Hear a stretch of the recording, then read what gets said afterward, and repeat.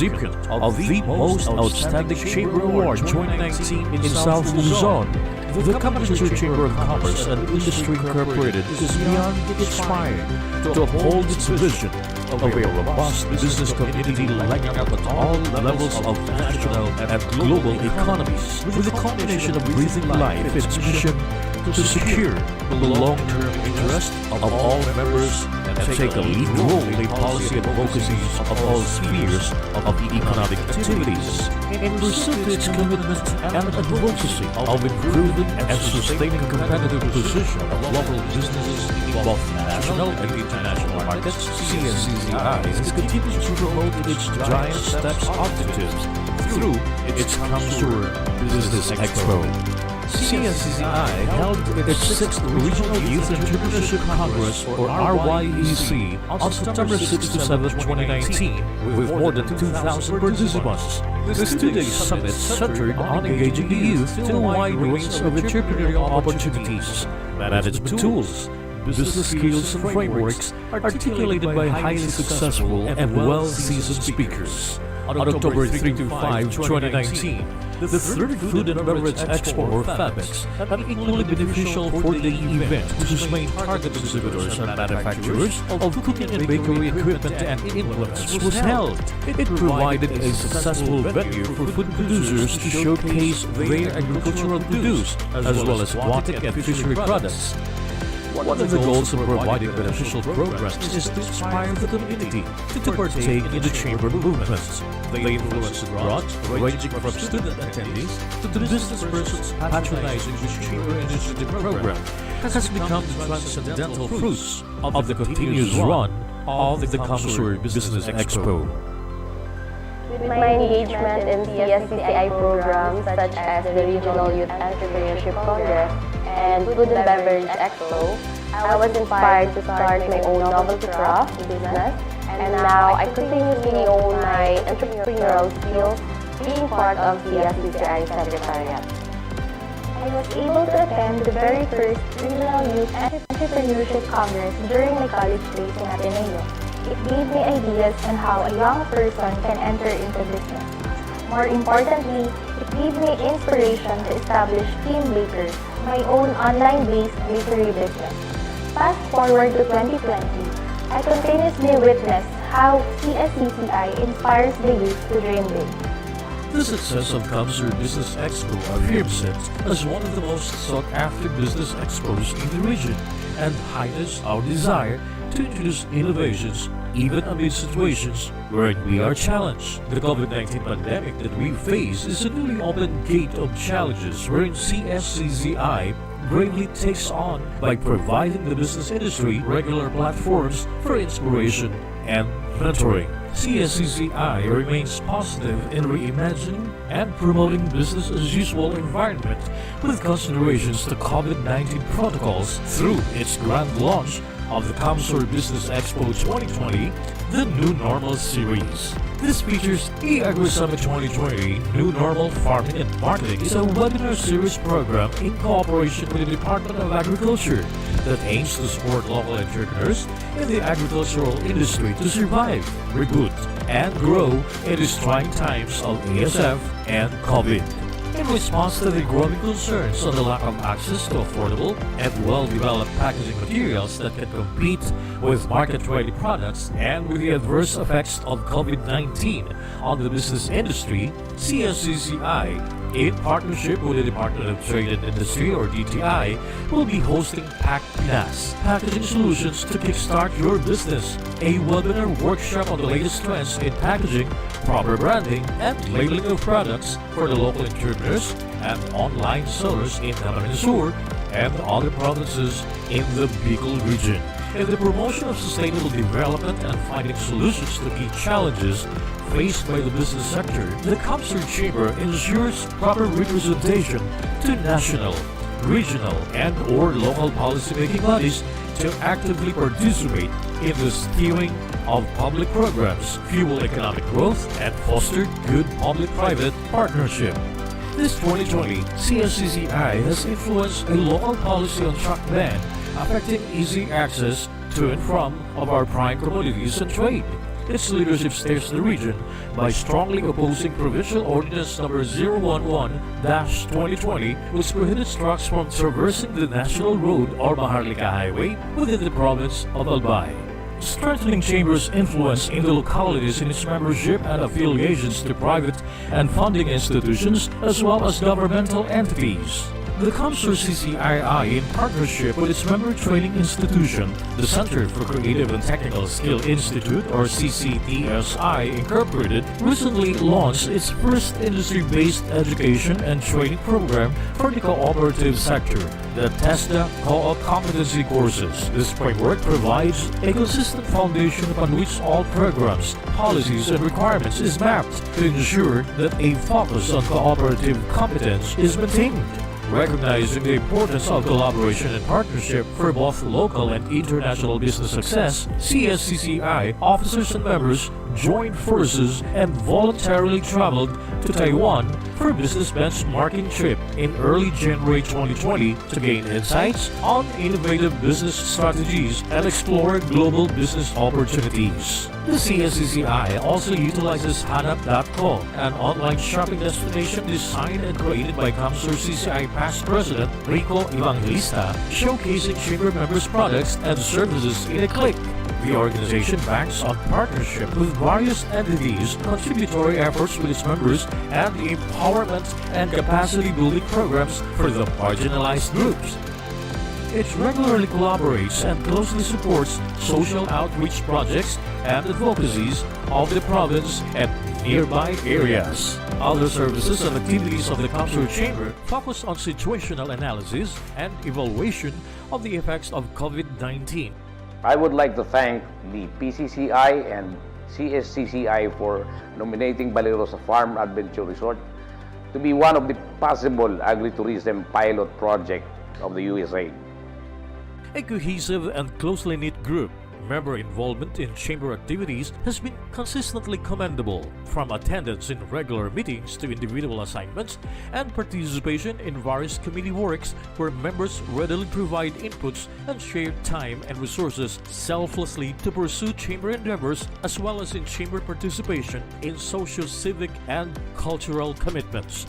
More than that, members of the chamber have been actively chairing different committees and holding virtual meetings that constantly monitor peer members' activities and welfare in times of COVID-19. The CSCII reaps another fruit of its productive partnership with the provincial government of Camarines for soon will rise the Camarines CCII's hub at the heart of the provincial capital complex in Pili, Camarines as Governor Migs Villafuerte did not only provide land for the chamber but also shared an armful amount for the realization of its new building. The CSCCI always believes that the current business environment defines entrepreneurship as a more than just the business acumen required to turn an idea into an enterprise, and in these times, it has been so brave in its response to vital initiatives to altering business shops and reshaping business recovery plans. Every program we envision is anchored on the growing potentials and the challenge of innovations. The Camarines Chamber of Commerce and Industry Incorporated, now more than ever, has proven to be resilient as it remains to be the premier chamber in the Bicol region. Please secure a strong internet connection for a more reliable and stable viewing experience.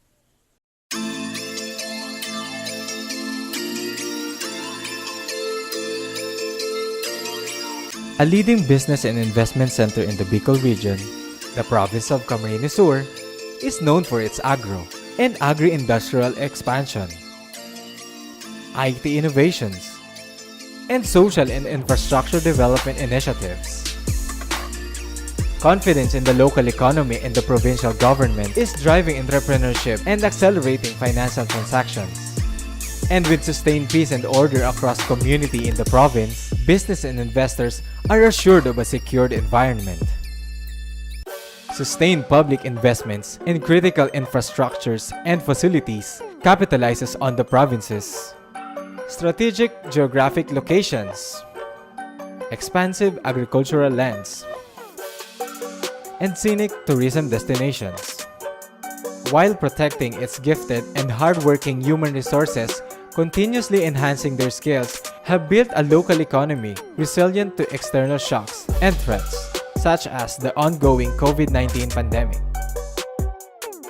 Today, the province of Camarines Sur, under the guidance of Governor Mix Villaferte, is enabling business and investment opportunities, sustaining growth and development, and transforming lives of its people and partners in a globally competitive and highly resilient climate. United under a common and shared vision, Camarines Sur is facing contemporary challenges of our times with transformational and decisive leadership.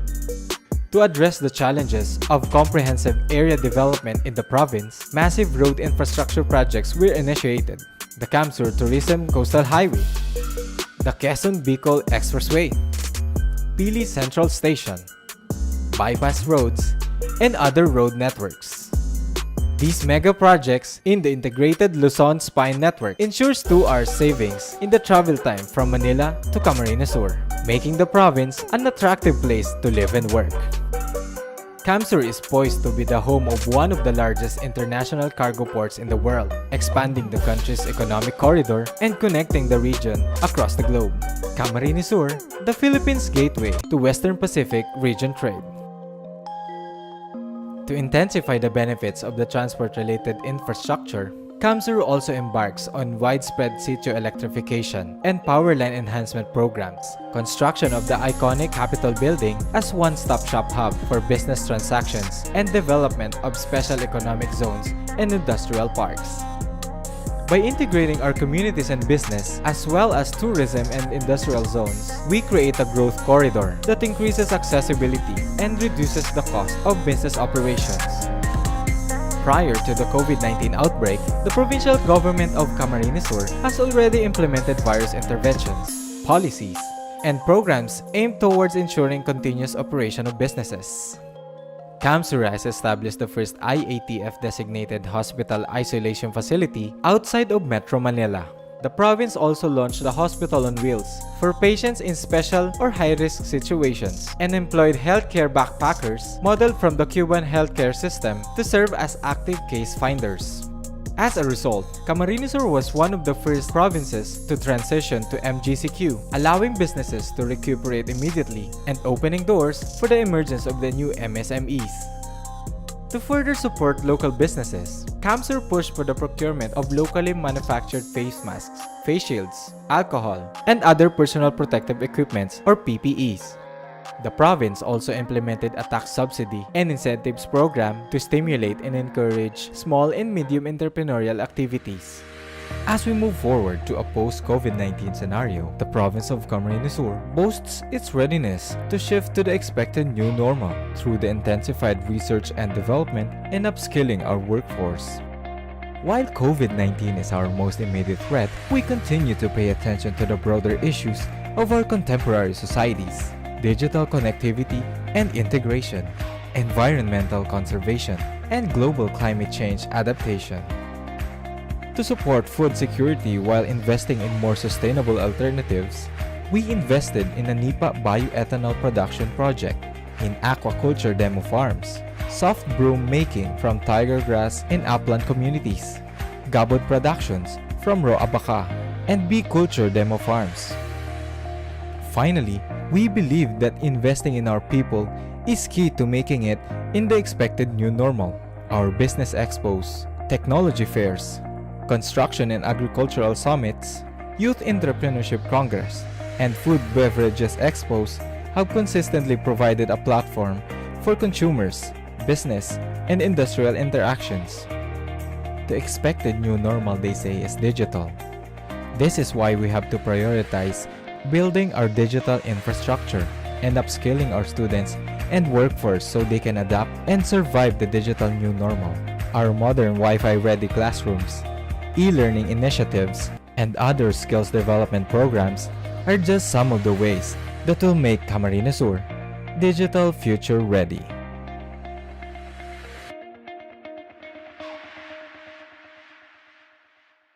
We would like to thank our valued partners for the year 2021.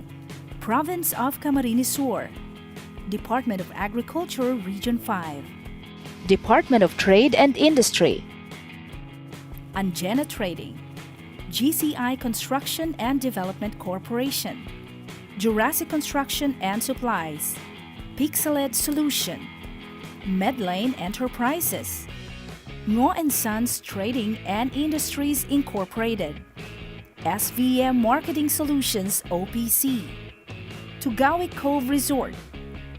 Our gold sponsors: Department of Public Works and Highways Region 5, White Gold Earth Builders.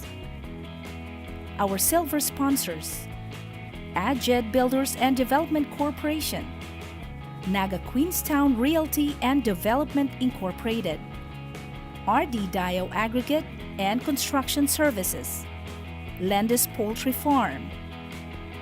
Our bronze sponsors: Arbin Beach Resort, Jamaica Realty and Marketing Corporation, LDN Builders and Construction Supply, NHB Real Estate Management Services, Olivan Hardware Depot, Standard Insurance, Sterling Insurance Company Incorporated, Pacific Paint Boysen Philippines Incorporated. our donors: Akim Enterprises, Centerline Construction Equipment Rentals, Centerline Hardware and Construction Supply, Delpar Construction and Supplies, JAJV Construction and Development Corporation, Jerope Engineering Services, Leo Ross Enterprise, Bridge Bicol. Please secure a strong internet connection for a more reliable and stable viewing experience.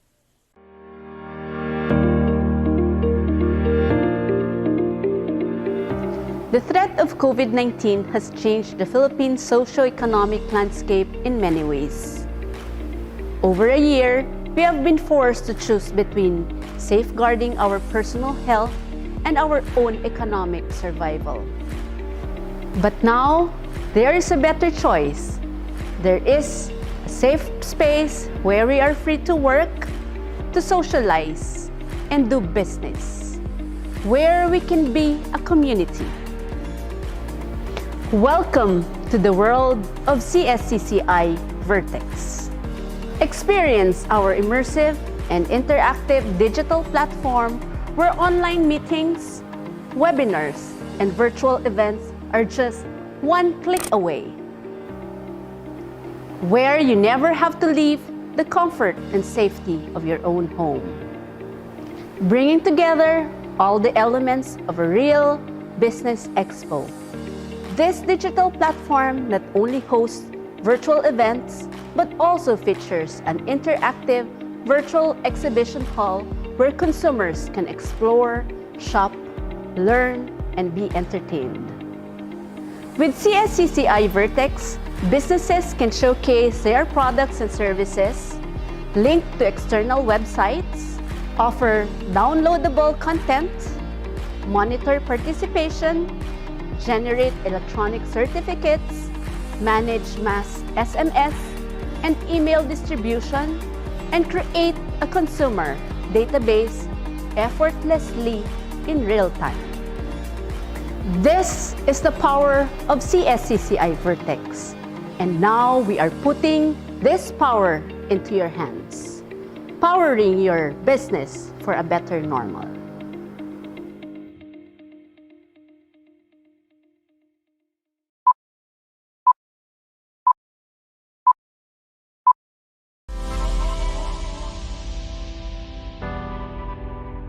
Camarines Chamber of Commerce and Industry Incorporated, culture for economic resiliency and industry innovations on New Normal.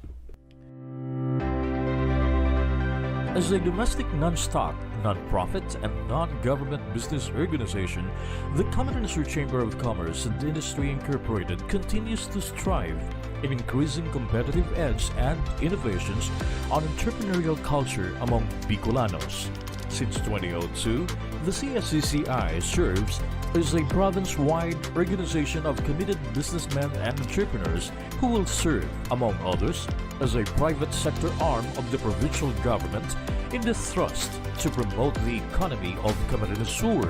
Being awarded as the Most Outstanding Young Chamber in 2005, a finalist to the Most Outstanding Chamber in 2018, 2020 recipient of Bangko Sentral ng Pilipinas, Parangal para sa Katuwang sa Lingkod Bayad, and recipient of the Most Outstanding Chamber Award 2019 in South Luzon, the Camarines Chamber of Commerce and Industry Incorporated is beyond inspired to uphold its vision of a robust business community legging up at all levels of national and global economies, with a culmination of breathing life in its mission to secure the long-term interest of all members and take a lead role in policy advocacies of all spheres of economic activities in pursuit to its commitment and advocacy of improving and sustaining competitive position of local businesses in both national and international markets. CSCCI has continued to promote its Giant Steps objectives through its CamSur Business Expo. CSCCI held its 6th Regional Youth Entrepreneurship Congress, or RYEC, on September 6 to 7, 2019, with more than 2,000 participants. This two-day summit centered on engaging the youth to a wide range of entrepreneurial opportunities, management tools, business skills and frameworks articulated by highly successful and well-seasoned speakers. On October 3 to 5, 2019, the third Food and Beverage Expo, or FABEX, an equally beneficial four-day event whose main target exhibitors are manufacturers of cooking and bakery equipment and implements, was held.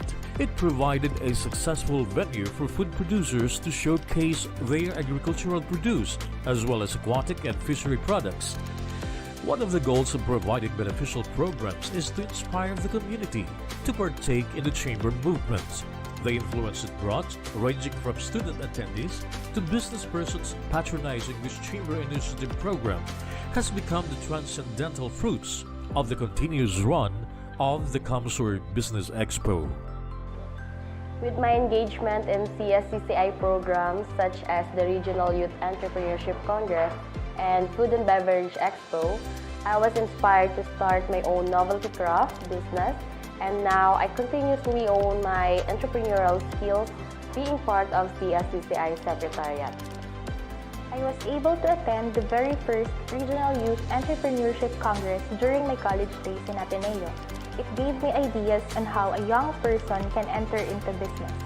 More importantly, it gave me inspiration to establish Kim Baker, my own online-based bakery business. Fast forward to 2020, I continuously witness how CSCCI inspires the youth to dream big.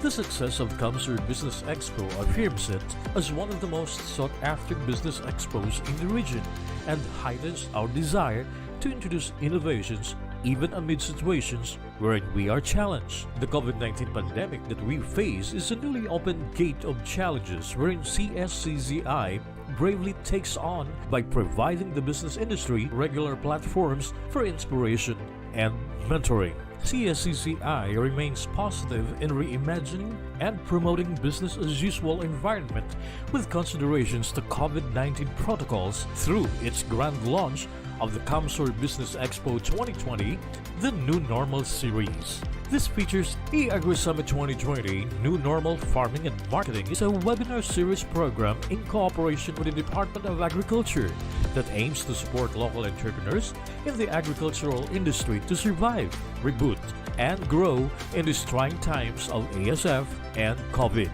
In response to the growing concerns on the lack of access to affordable and well-developed packaging materials that can compete with market-ready products and with the adverse effects of COVID-19 on the business industry, CSCCI, in partnership with the Department of Trade and Industry, or DTI, will be hosting Pack Pinas, Packaging Solutions to Kickstart Your Business, a webinar workshop on the latest trends in packaging, proper branding, and labeling of products for the local entrepreneurs and online sellers in Camarines Sur and other provinces in the Bicol region.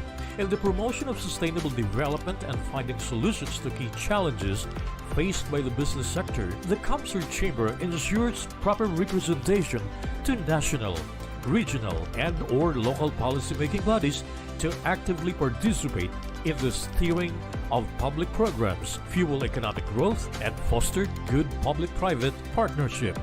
This 2020, CSCCI has influenced a local policy on truck ban affecting easy access to and from of our prime commodities and trade.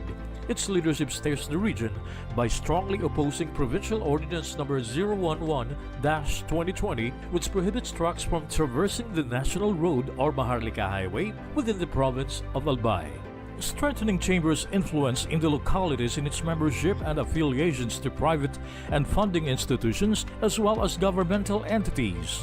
The CamSur CCII, in partnership with its member training institution, the Center for Creative and Technical Skill Institute, or CCTSI Incorporated, recently launched its first industry-based education and training program for the cooperative sector, the TESDA Co-op Competency Courses. This framework provides a consistent foundation upon which all programs, policies, and requirements is mapped to ensure that a focus on cooperative competence is maintained. Recognizing the importance of collaboration and partnership for both local and international business success, CSCCI officers and members joined forces and voluntarily traveled to Taiwan for a business benchmarking trip in early January 2020 to gain insights on innovative business strategies and explore global business opportunities. The CSCCI also utilizes Hanap.co, an online shopping destination designed and created by CamSur CCI past president Rico Evangelista, showcasing chamber members' products and services in a click. The organization banks on partnership with various entities, contributory efforts with its members, and empowerment and capacity building programs for the marginalized groups. It regularly collaborates and closely supports social outreach projects and advocacies of the province and nearby areas. Other services and activities of the CamSur Chamber focus on situational analysis and evaluation of the effects of COVID-19. I would like to thank the PCCI and CSCCI for nominating Balerosa Farm Adventure Resort to be one of the possible agritourism pilot projects of the USA. A cohesive and closely knit group, member involvement in chamber activities has been consistently commendable, from attendance in regular meetings to individual assignments and participation in various committee works where members readily provide inputs and share time and resources selflessly to pursue chamber endeavors, as well as in chamber participation in social, civic, and cultural commitments. More than that, members of the chamber have been actively chairing different committees and holding virtual meetings to constantly monitor peer members' activities and welfare in times of COVID-19. The CSCII reaps another fruit of its productive partnership with the provincial government of Camarines Sur, for soon will rise the Camarines Sur CCII's hub at the heart of the provincial capital complex in Pili, Camarines Sur, as Governor Migs Villafuerte did not only provide land for the chamber but also shared an armful amount for the realization of its new building. The CSCCI always believes that the current business environment defines entrepreneurship as a more than just the business acumen required to turn an idea into an enterprise, and in these times, it has been so brave in its response to vital initiatives to altering business shops and reshaping business recovery plans. Every program we envision is anchored on the growing potentials and the challenge of innovations. The Camarines Chamber of Commerce and Industry Incorporated, now more than ever, has proven to be resilient as it remains to be the premier chamber in the Bicol region. Please secure a strong internet connection for a more reliable and stable viewing experience.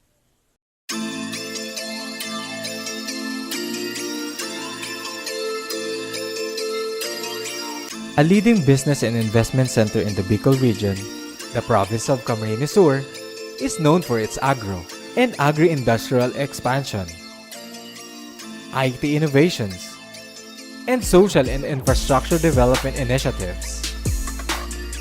Confidence in the local economy and the provincial government is driving entrepreneurship and accelerating financial transactions. And with sustained peace and order across community in the province, business and investors are assured of a secured environment. Sustained public investments in critical infrastructures and facilities capitalizes on the province's strategic geographic locations, expansive agricultural lands, and scenic tourism destinations, while protecting its gifted and hardworking human resources, continuously enhancing their skills, have built a local economy resilient to external shocks and threats, such as the ongoing COVID-19 pandemic. Today, the province of Camarines Sur, under the guidance of Governor Mix Villaferte, is enabling business and investment opportunities, sustaining growth and development, and transforming lives of its people and partners in a globally competitive and highly resilient climate. United under a common and shared vision, Camarines Sur is facing a contemporary challenges of our times with transformational and decisive leadership. To address the challenges of comprehensive area development in the province, massive road infrastructure projects were initiated. The CamSur Tourism Coastal Highway, the Quezon-Bicol Expressway, Pili Central Station, bypass roads, and other road networks.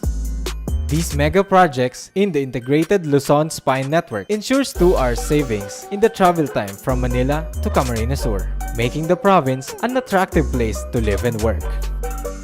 CamSur is poised to be the home of one of the largest international cargo ports in the world, expanding the country's economic corridor and connecting the region across the globe. Camarines Sur, the Philippines' gateway to Western Pacific region trade. To intensify the benefits of the transport-related infrastructure, CamSur also embarks on widespread sitio electrification and power line enhancement programs, construction of the iconic Capitol building as one-stop shop hub for business transactions, and development of special economic zones and industrial parks. By integrating our communities and business, as well as tourism and industrial zones, we create a growth corridor that increases accessibility and reduces the cost of business operations. Prior to the COVID-19 outbreak, the provincial government of Camarines Sur has already implemented various interventions, policies, and programs aimed towards ensuring continuous operation of businesses. CamSur has established the first IATF-designated hospital isolation facility outside of Metro Manila. The province also launched the Hospital on Wheels for patients in special or high-risk situations and employed healthcare backpackers modeled from the Cuban healthcare system to serve as active case finders. As a result, Camarines Sur was one of the first provinces to transition to MGCQ, allowing businesses to recuperate immediately and opening doors for the emergence of the new MSMEs. To further support local businesses, CamSur pushed for the procurement of locally manufactured face masks, face shields, alcohol, and other personal protective equipments or PPEs. The province also implemented a tax subsidy and incentives program to stimulate and encourage small and medium entrepreneurial activities. As we move forward to a post-COVID-19 scenario, the province of Camarines Sur boasts its readiness to shift to the expected new normal through the intensified research and development and upskilling our workforce. While COVID-19 is our most immediate threat, we continue to pay attention to the broader issues of our contemporary societies: digital connectivity and integration, environmental conservation, and global climate change adaptation. To support food security while investing in more sustainable alternatives, we invested in a NIPA bioethanol production project, in aquaculture demo farms, soft broom making from tiger grass and upland communities, gabot productions from raw abaca, and bee culture demo farms. Finally, we believe that investing in our people is key to making it in the expected new normal.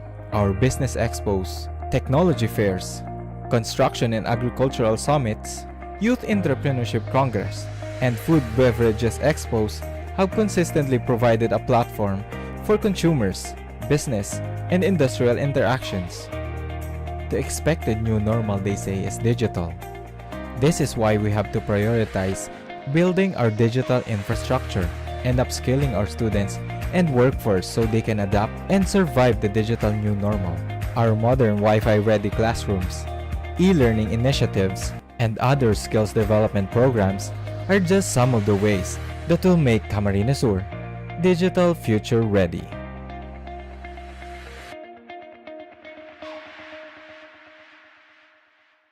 We would like to thank our valued partners for the year 2021.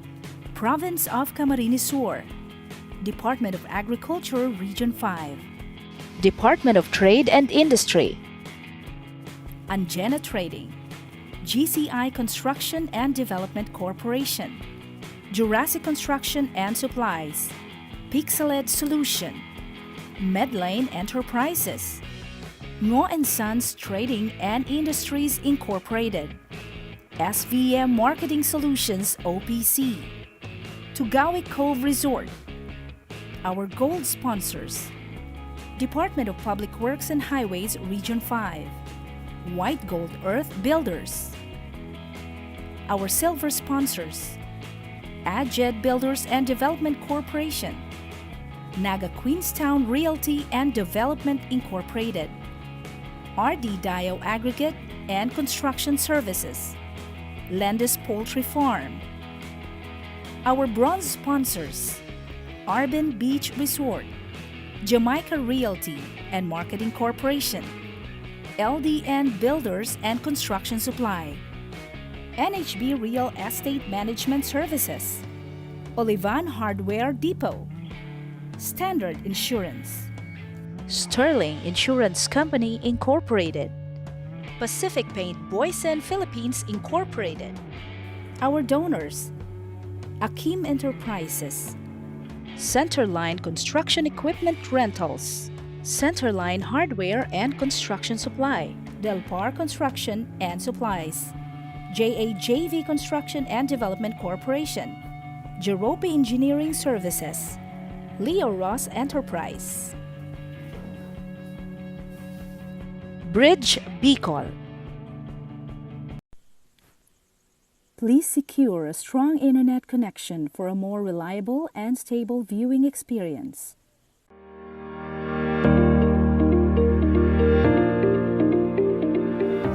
The threat of COVID-19 has changed the Philippine socio-economic landscape in many ways. Over a year, we have been forced to choose between safeguarding our personal health and our own economic survival. But now, there is a better choice. There is a safe space where we are free to work, to socialize, and do business, where we can be a community. Welcome to the world of CSCCI Vertex. Experience our immersive and interactive digital platform where online meetings, webinars, and virtual events are just one click away. Where you never have to leave the comfort and safety of your own home. Bringing together all the elements of a real business expo. This digital platform not only hosts virtual events, but also features an interactive virtual exhibition hall where consumers can explore, shop, learn, and be entertained. With CSCCI Vertex, businesses can showcase their products and services, link to external websites, offer downloadable content, monitor participation, generate electronic certificates, manage mass SMS and email distribution, and create a consumer database effortlessly in real time. This is the power of CSCCI Vertex. And now we are putting this power into your hands, powering your business for a better normal.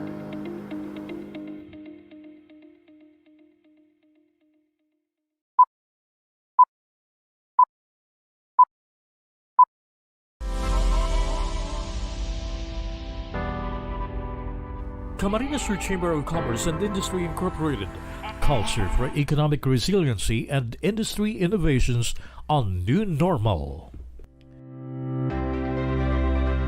As a domestic non-stock, non-profit, and non-government business organization, the Camarines Chamber of Commerce and Industry Incorporated continues to strive in increasing competitive edge and innovations on entrepreneurial culture among Bicolanos.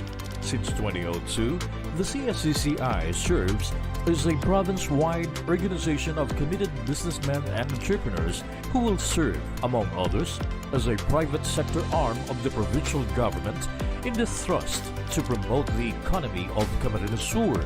Being awarded as the most outstanding young chamber in 2005, a finalist to the most outstanding chamber in 2018, 2020 recipient of Bangko Sentral ng Pilipinas, Parangal para sa Katuwang sa Lingkod Bayan, and recipient of the Most Outstanding Chamber Award 2019 in South Luzon, the Camarines Chamber of Commerce and Industry Incorporated is beyond inspired to uphold its vision of a robust business community legging up at all levels of national and global economies, with a culmination of breathing life in its mission to secure the long-term interest of all members and take a lead role in policy advocacies of all spheres of economic activities, in pursuit to its commitment and advocacy of improving and sustaining competitive position of local businesses in both national and international markets. CSCCI has continued to promote its Giant Steps objectives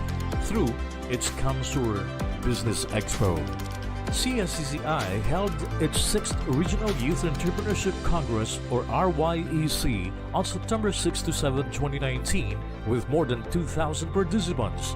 This two-day summit centered on engaging the youth to a wide range of entrepreneurial opportunities, management tools, business skills and frameworks articulated by highly successful and well-seasoned speakers. On October 3 to 5, 2019, the 3rd Food and Beverage Expo, or FABEX, an equally beneficial 4-day event whose main target exhibitors are manufacturers of cooking and bakery equipment and implements, was held. It provided a successful venue for food producers to showcase their agricultural produce, as well as aquatic and fishery products. One of the goals of providing beneficial programs is to inspire the community to partake in the chamber movement. The influence it brought, ranging from student attendees to business persons patronizing this chamber initiative program, has become the transcendental fruits of the continuous run of the CamSur Business Expo. With my engagement in CSCCI programs such as the Regional Youth Entrepreneurship Congress and Food and Beverage Expo, I was inspired to start my own novelty craft business, and now I continuously own my entrepreneurial skills being part of CSCCI Secretariat. I was able to attend the very first Regional Youth Entrepreneurship Congress during my college days in Ateneo. It gave me ideas on how a young person can enter into business. More importantly, it gave me inspiration to establish Kim Baker, my own online-based bakery business. Fast forward to 2020, I continuously witness how CSCCI inspires the youth to dream big. The success of CamSur Business Expo affirms it as one of the most sought-after business expos in the region and heightens our desire to introduce innovations even amid situations wherein we are challenged. The COVID-19 pandemic that we face is a newly opened gate of challenges wherein CSCCI bravely takes on by providing the business industry regular platforms for inspiration and mentoring. CSCCI remains positive in reimagining and promoting business-as-usual environment with considerations to COVID-19 protocols through its grand launch of the CamSur Business Expo 2020, the New Normal Series. This features eAgriSummit 2020 New Normal Farming and Marketing is a webinar series program in cooperation with the Department of Agriculture that aims to support local entrepreneurs in the agricultural industry to survive, reboot, and grow in these trying times of ASF and COVID. In response to the growing concerns on the lack of access to affordable and well-developed packaging materials that can compete with market-ready products and with the adverse effects of COVID-19 on the business industry, CSCCI in partnership with the Department of Trade and Industry or DTI, will be hosting PAC Pinas, Packaging Solutions to Kickstart Your Business, a webinar workshop on the latest trends in packaging, proper branding, and labeling of products for the local entrepreneurs and online sellers in Camarines Sur and other provinces in the Bicol region. In the promotion of sustainable development and finding solutions to key challenges faced by the business sector, the CamSur Chamber ensures proper representation to national, regional, and/or local policymaking bodies to actively participate in the steering of public programs, fuel economic growth, and foster good public-private partnership. This 2020, CSCCI has influenced a local policy on truck ban affecting easy access to and from of our prime commodities and trade. Its leadership steers the region by strongly opposing Provincial Ordinance Number 011-2020, which prohibits trucks from traversing the National Road or Maharlika Highway within the province of Albay. Strengthening Chamber's influence in the localities in its membership and affiliations to private and funding institutions as well as governmental entities. The CamSur CCII, in partnership with its member training institution, the Center for Creative and Technical Skill Institute or CCTSI Incorporated, recently launched its first industry-based education and training program for the cooperative sector, the TESDA Co-op Competency Courses. This framework provides a consistent foundation upon which all programs, policies, and requirements is mapped to ensure that a focus on cooperative competence is maintained. Recognizing the importance of collaboration and partnership for both local and international business success, CSCCI officers and members joined forces and voluntarily traveled to Taiwan for a business benchmarking trip in early January 2020 to gain insights on innovative business strategies and explore global business opportunities. The CSCCI also utilizes Hanap.co, an online shopping destination designed and created by CamSur CCI past president Rico Evangelista, showcasing chamber members' products and services in a click. The organization banks on partnership with various entities, contributory efforts with its members, and empowerment and capacity building programs for the marginalized groups. It regularly collaborates and closely supports social outreach projects and advocacies of the province and nearby areas. Other services and activities of the CamSur Chamber focus on situational analysis and evaluation of the effects of COVID-19. I would like to thank the PCCI and CSCCI for nominating Balerosa Farm Adventure Resort to be one of the possible agritourism pilot project of the USA. A cohesive and closely knit group, member involvement in chamber activities has been consistently commendable, from attendance in regular meetings to individual assignments and participation in various committee works where members readily provide inputs and share time and resources selflessly to pursue chamber endeavors, as well as in chamber participation in socio-civic and cultural commitments. More than that, members of the chamber have been actively chairing different committees and holding virtual meetings that constantly monitor peer members' activities and welfare in times of COVID-19. CSCII reaps another fruit of its productive partnership with the provincial government of Camarines Sur, for soon will rise the Camarines Sur CCII's hub at the heart of the provincial capital complex in Pili, Camarines Sur, as Governor Migs Villafuerte did not only provide land for the chamber but also shared an armful amount for the realization of its new building. The CSCCI always believes that the current business environment defines entrepreneurship as a more than just the business acumen required to turn an idea into an enterprise, and in these times, it has been so brave in its response to vital initiatives to altering business shops and reshaping business recovery plans. Every program we envision is anchored on the growing potentials and the challenge of innovations. The Camarines Chamber of Commerce and Industry Incorporated, now more than ever, has proven to be resilient as it remains to be the premier chamber in the Bicol region. Please secure a strong internet connection for a more reliable and stable viewing experience.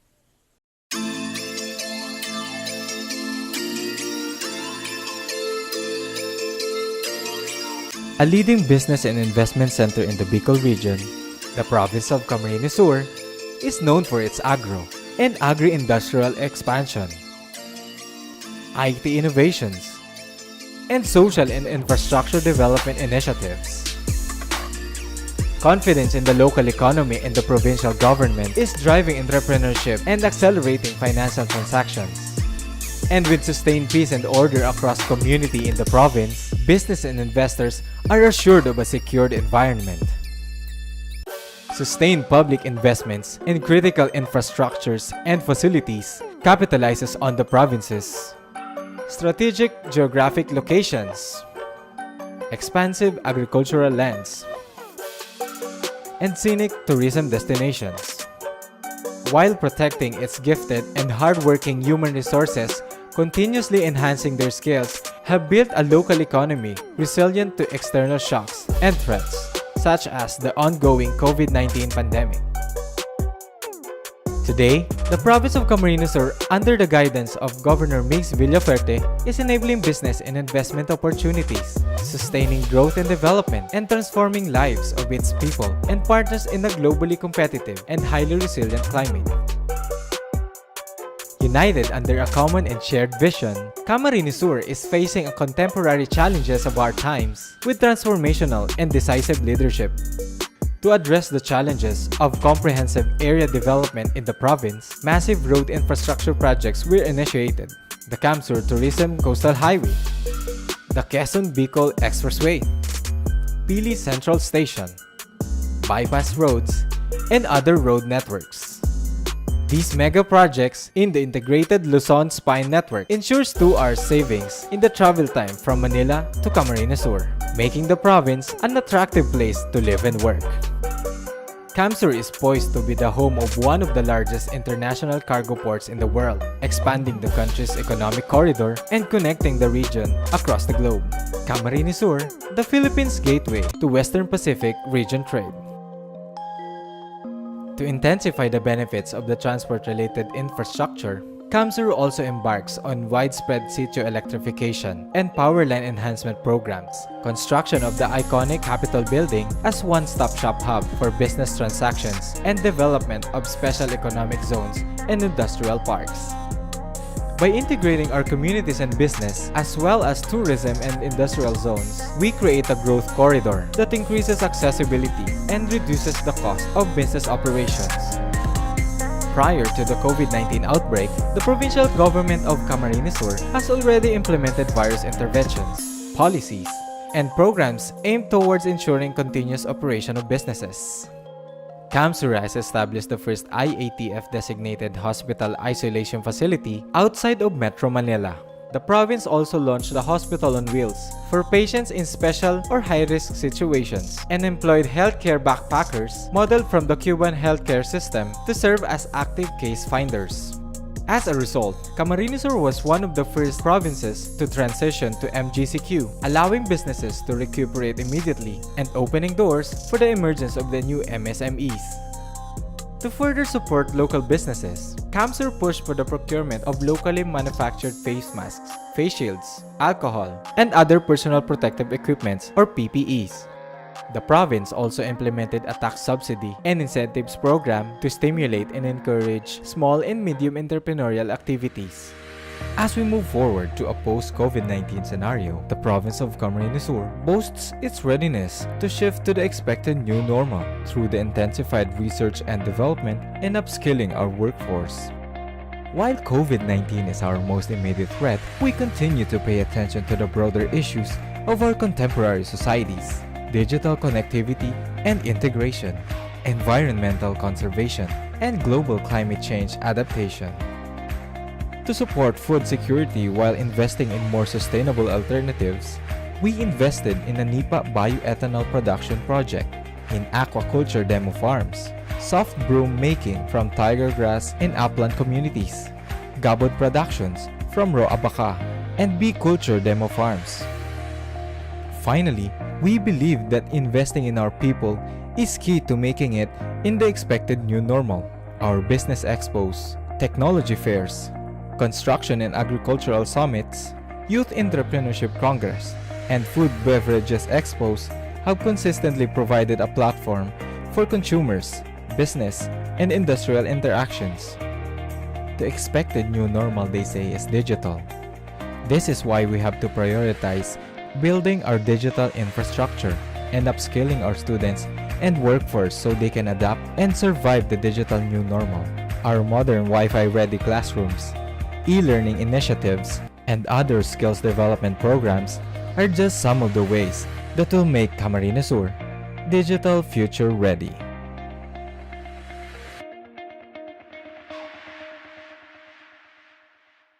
We would like to thank our valued partners for the year 2021.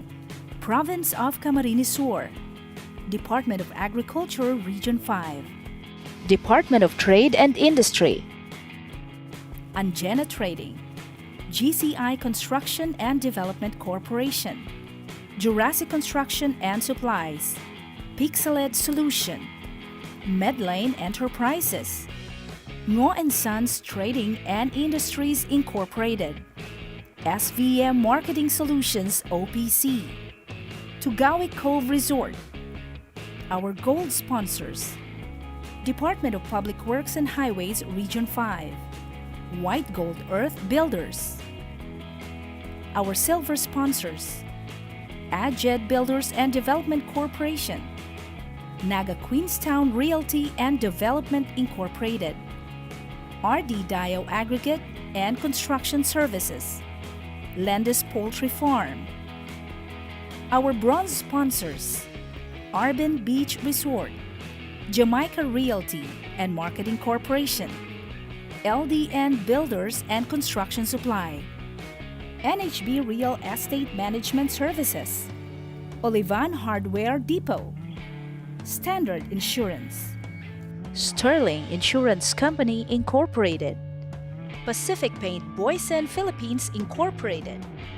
Our donors: Akim Enterprises, Centerline Construction Equipment Rentals, Centerline Hardware and Construction Supply, Del Par Construction and Supplies, JAJV Construction and Development Corporation, Jerope Engineering Services, Leo Ross Enterprise, Bridge Bicol,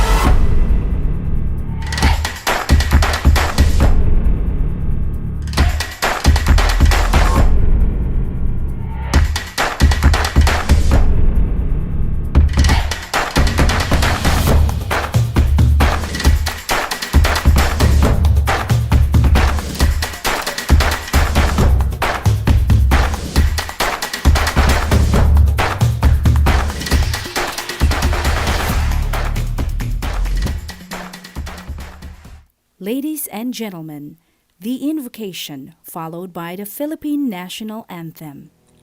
Almighty Father, thank you for the business you have enabled us to begin and sustain.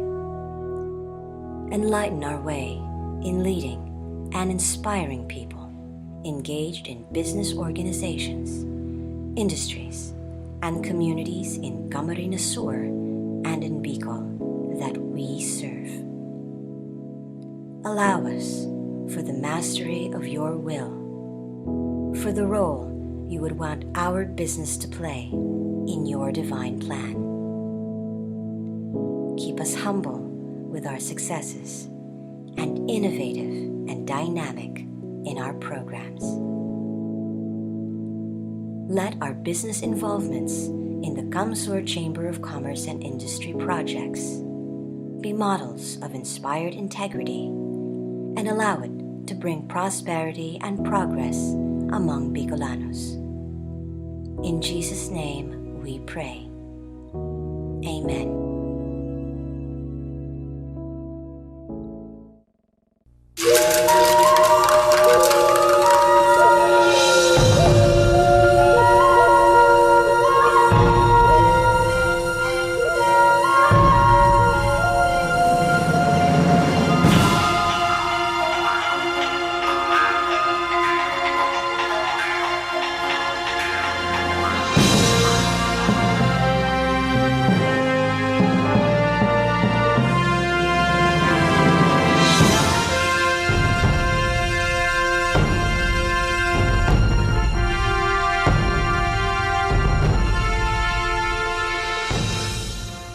Kababayan, ang pambansang awit ng Pilipinas.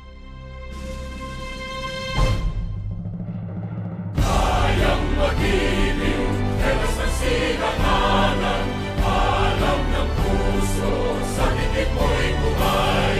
Lupang hinirang, kuya ka ng magiting, sa manlulupin, di ka pasisigil, sa nagatak tutok sa simoy at sa langit mong pagaw, ay hinatang tulad, awit sa pagkayang minamahal. Ang islang ng matawad mo'y tagumpay na nagtitindig, ang bituin at araw niya kailan pa may di magtitindig. Luman ang araw ng walhaging pagsinta, buhay langit sa piling mo.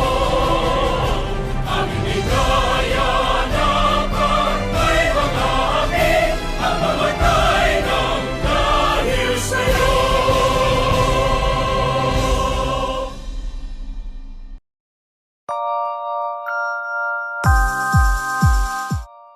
Message by Ms. Clarine P. Tobias, PCCI Area Vice President for Luzon. Ms. Mergy Moraleda, Regional Governor, Region 5. Ms. Maria Soledad Magtuto, President, CamSur Chamber of Commerce and Industry. Ms. Marisa P. Cerezo, Director 3, Renewable Energy Management Bureau. Ramon L. Abiera, Director, Infrastructure and Construction Focused Group. Distinguished colleagues at the PCCI Board, local chamber presidents and officers, our distinguished speakers and panelists, friends and colleagues in the chamber movement, dear members and expo delegates, ladies and gentlemen, a pleasant morning to all of you. On behalf of the Board of Directors and Officers of the Philippine Chamber of Commerce and Industry, it is a great pleasure to join you this morning on the second day of the third CamSur Construct with the theme Resilient and Sustainable Infrastructure in the New Normal. Firstly, please allow me to congratulate the men and women behind this event for coming up with timely and significant activity. The Bicol region is one of the most vulnerable regions in the country. It is vulnerable to climate-related hazards such as typhoons, floods, and dry spells. About 20 tropical cyclones visit the region annually. The residents of Albay and Sorsogon also continue to be at risk given the two active volcanoes, Mayon and Bulusan. Indeed, the impact of these climate-related hazards to the region's economy cannot be overemphasized. Take for instance Typhoon Rolly, international name Goni, which is considered as the most powerful storm recorded worldwide in 2020, and which is heavily battered Bicol region left damages infrastructure amounting to over $260 million. These catastrophic weather calamities continue to disrupt the economic growth momentum of the Bicol, which is further exacerbated by the impact of the COVID-19 pandemic.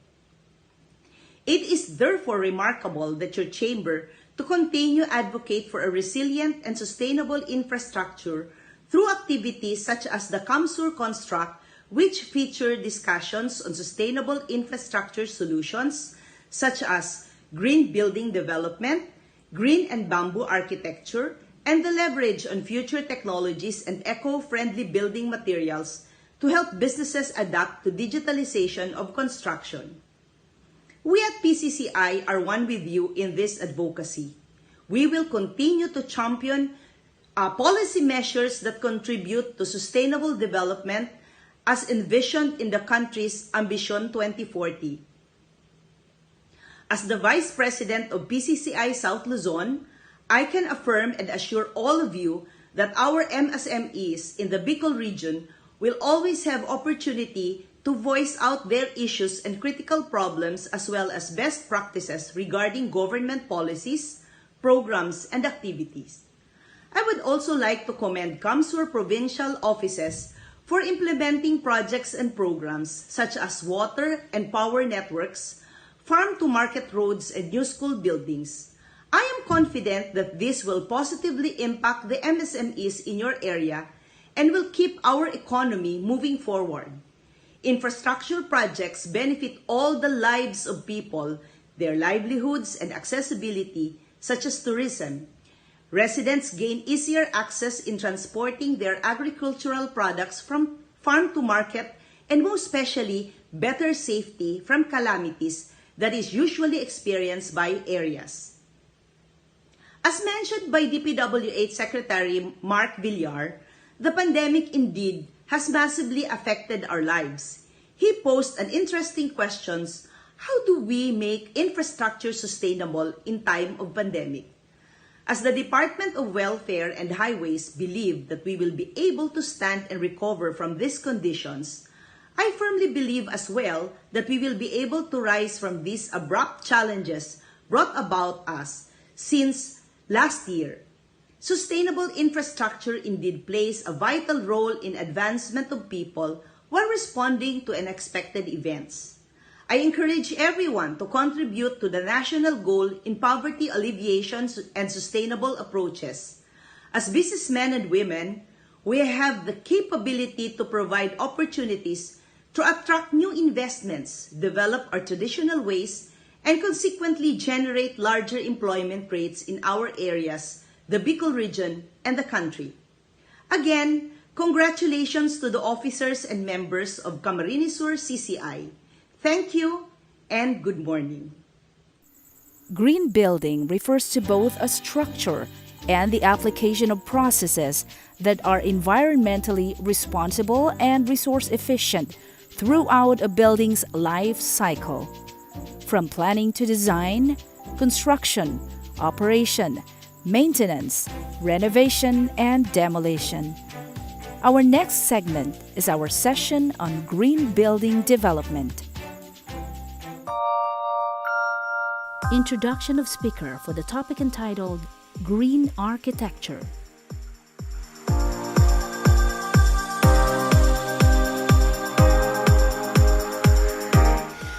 Good morning.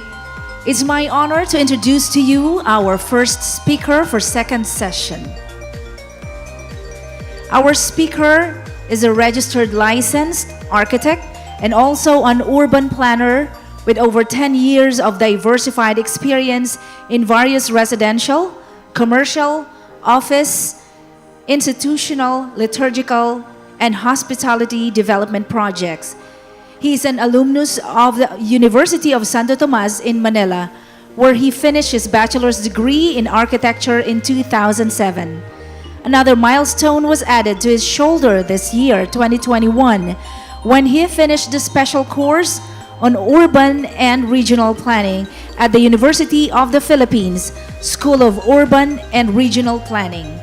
He is the Chief Architect Consultant of Mirasol and Mercado Design Consultants, formerly known as JRM Design Consultants, established in 2009, specializing on design, conceptualization, facade rehabilitation, urban design, project management, interior architecture, and as well as digital visualization.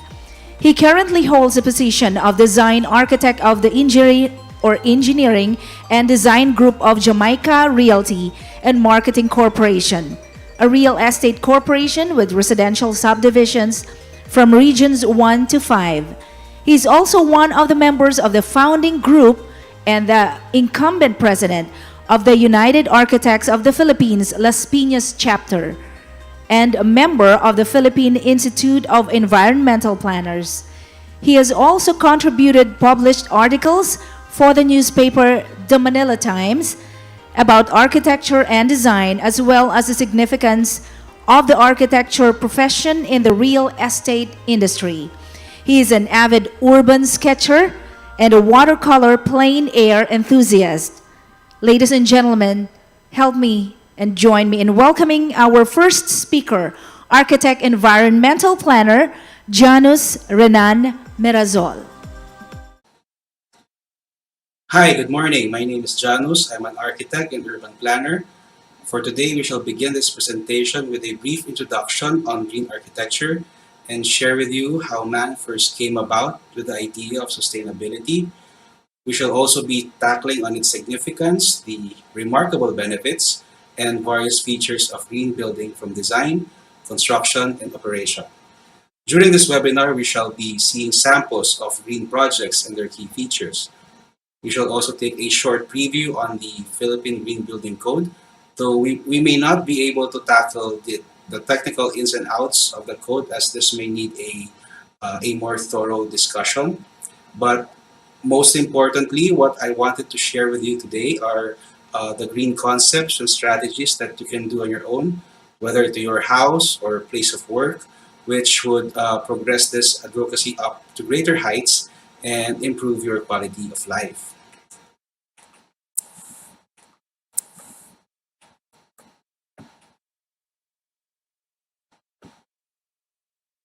All right. So green architecture is a philosophy or a sustainable method of green building design, wherein your primary objective is to put the environment first in mind by using sustainable strategies to reduce energy use by safeguarding air, water, and earth with effective concepts that makes a building both energy efficient and eco-friendly throughout the building's entire life cycle. Now, the concept of green architecture started with the Anasazi Indians AD1. They are a rich culture of farming people in the Four Corners region of the United States up until the 1300s when they were forced to migrate because of drought. Now, they introduced apartment house style villages that were built on the tops of mesas, which includes multiple room dwellings of beautiful stone and masonry. Now, the Anasazi Indians only maximized the use of fresh air, passive solar orientation, and cooling. And of course, the liberty of vast spaces to be able to foster a concept of interaction and a deep sense of community. Now, green building concepts during this time focused mainly on understanding sun and heating in such a way that they know how to orient their buildings to the light and was able to achieve just the right amount of temperature, absent, of course, the HVAC systems of today. And also rainwater was also captured for irrigation and domestic use. Now, these structures were made entirely of stone, mud, and wood, which were the innate construction materials during that time surrounding the site, making it non-toxic and healthy. to the environment and its users.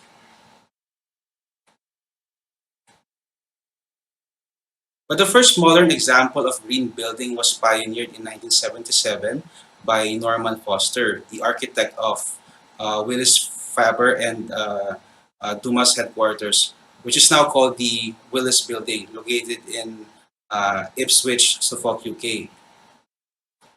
Now, this building featured a landscape roof garden, a grass roof, a naturally lit atrium, a black curtain wall to counter solar gain, which exhibits low energy consumptions as well. And best of all, this building was designed to encourage social interaction, which was realized in the building's plan.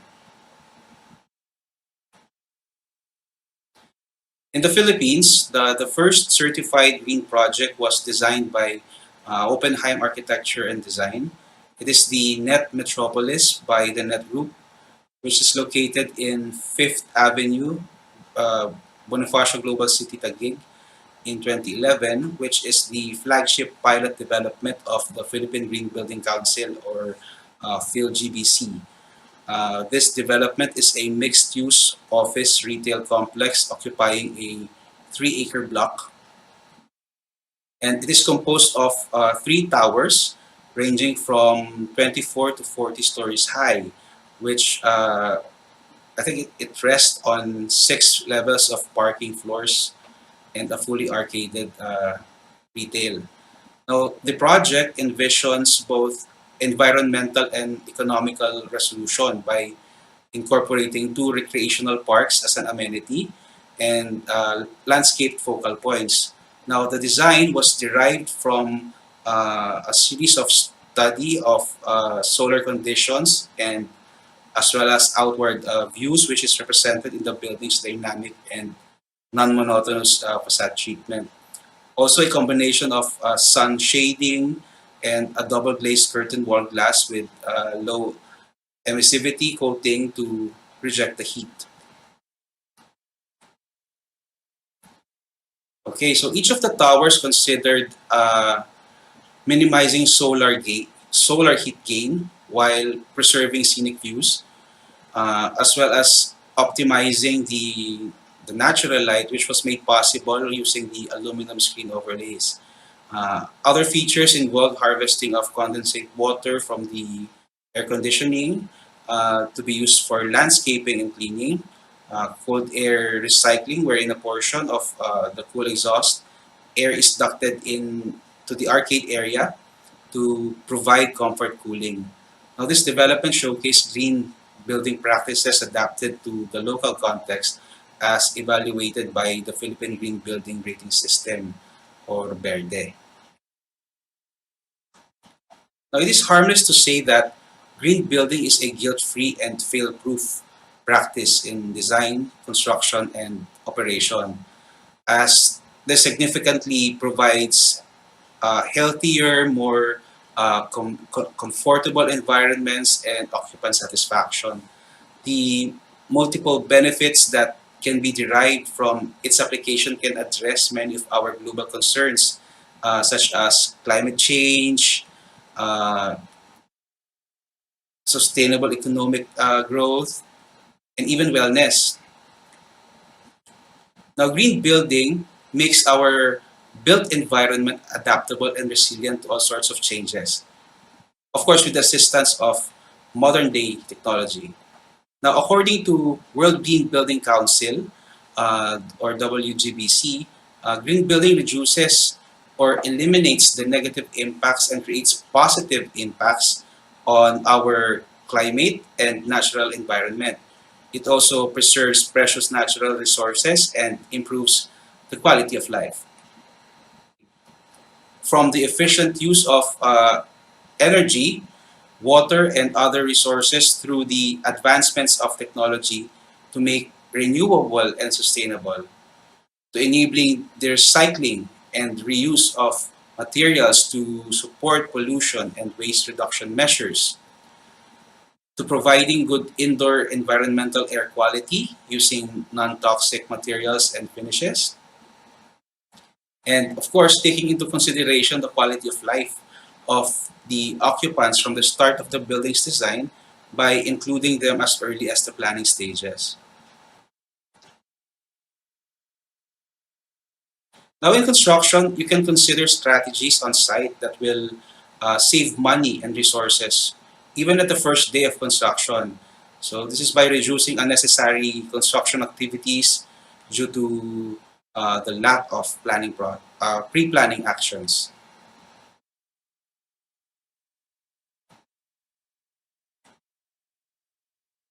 And in operation, the use of durable materials that are easier to maintain and built to last can exceed the projected time frame for maintenance, renovations, and even eliminates untimely repairs. Now, in all projects, cost acts as the pin of a grenade because once you lose control of it, you're done.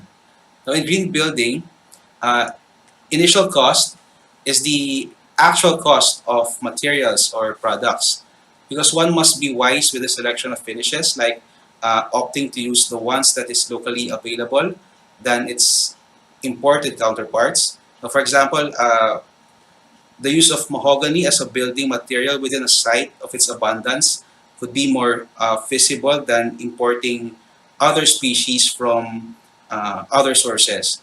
But of course, for other species, the laws and regulations for harvesting of such uh, must still govern, well, to protect its existence.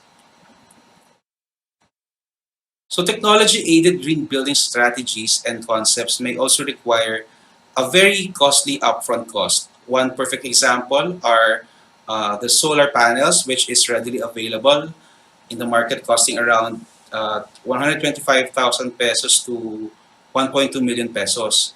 However, you must account that this will produce solar energy upon its installation and will lessen or eliminate your uh, monthly electrical bill consumption right away. Now, manufacturers and dealers nowadays promise your return on investment within 3 to 4 years, depending of course on the preferred payment scheme. Next would be life cycle cost. It is the cost of material over its entire life, not at the time of purchase and installation. This entails how green products and systems are liquid to sustain themselves over the entire life of the building.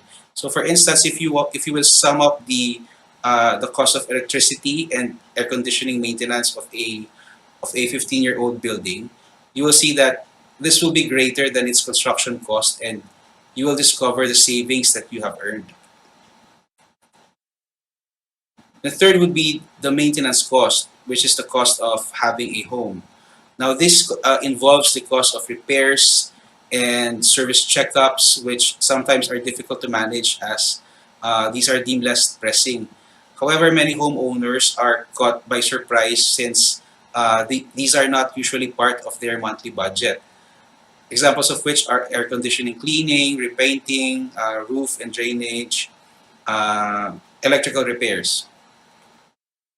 Now, the remarkable benefits of green building is categorized into three as per WGBC, namely the environmental, economic, and social. So, green buildings reduce negative impact to the environment by using less energy, also less consumption of water or natural resources by generating their own energy or increasing biodiversity. As energy efficiency in buildings play a critical role in reducing carbon emissions, especially in the power generation sector, since at a global level, the building sector is about 36 to 40% of and it has the largest potential for reducing carbon emissions significantly as compared to the other sectors. Now, these can be done through direct measures such as energy efficiency, fuel switching, and uh, renewable energy use. Now, it's also a good fact to know that LEED certified green buildings have shown to consume about 25% less energy, and 11% less water than the non-green buildings. Now, LEED, or Leadership in Energy Efficient Design, is a US-based green building rating system that is geared towards healthier, cost and resource efficient, productive places and environments, which in turn increases building value, higher lease rates, and decrease utility and operational costs. So as for economic benefits, these can be reflected on the utility bills of its occupants or tenants because energy and water being used daily are now renewable and sustainable. So moreover, green strategies can also lower construction costs and achieve higher property value for building developers. Now, green building could also increase occupancy rates, which will result to more foot traffic, more revenue, and jobs as well. Dodge and Data Analytics in 2016 stated that that green buildings command a 7% increase in asset value over traditional buildings. Now, social benefits are also of the same footing when we include the health and well-being of those people who works in green offices or families living in green homes. Now, there is a 101% increase in brain function for people who are dwelling or working in green, particularly in well-ventilated spaces. Now, the American Academy of Sleep Medicine in 2013 stated that employees in offices with windows slept an average of 46 minutes more per night. Because you see, planning to having your own home or place of business takes more than just knowing the projected construction cost to be incurred by your chosen investment. Because the more time you spend on planning, considering all the green concepts, strategies, and discussing these ideas with your architect, you are setting the path to sustainable living. And hence, you will achieve good value for money. And isn't it the greatest noble thing to be investing into saving the very planet you're living in? So now I'm going to show you some examples of LEED certified buildings in the Philippines.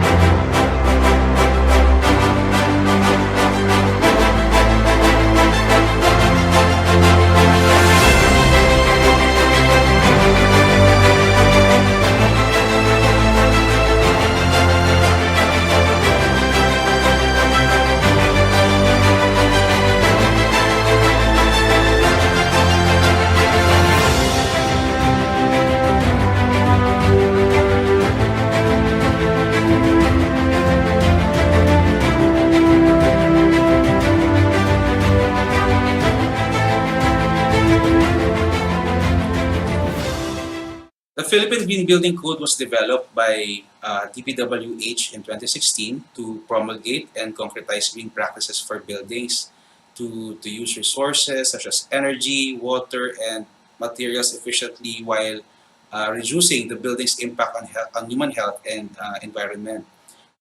Measures such as energy efficiency, water efficiency, material sustainability, solid waste management, site sustainability, indoor environmental quality.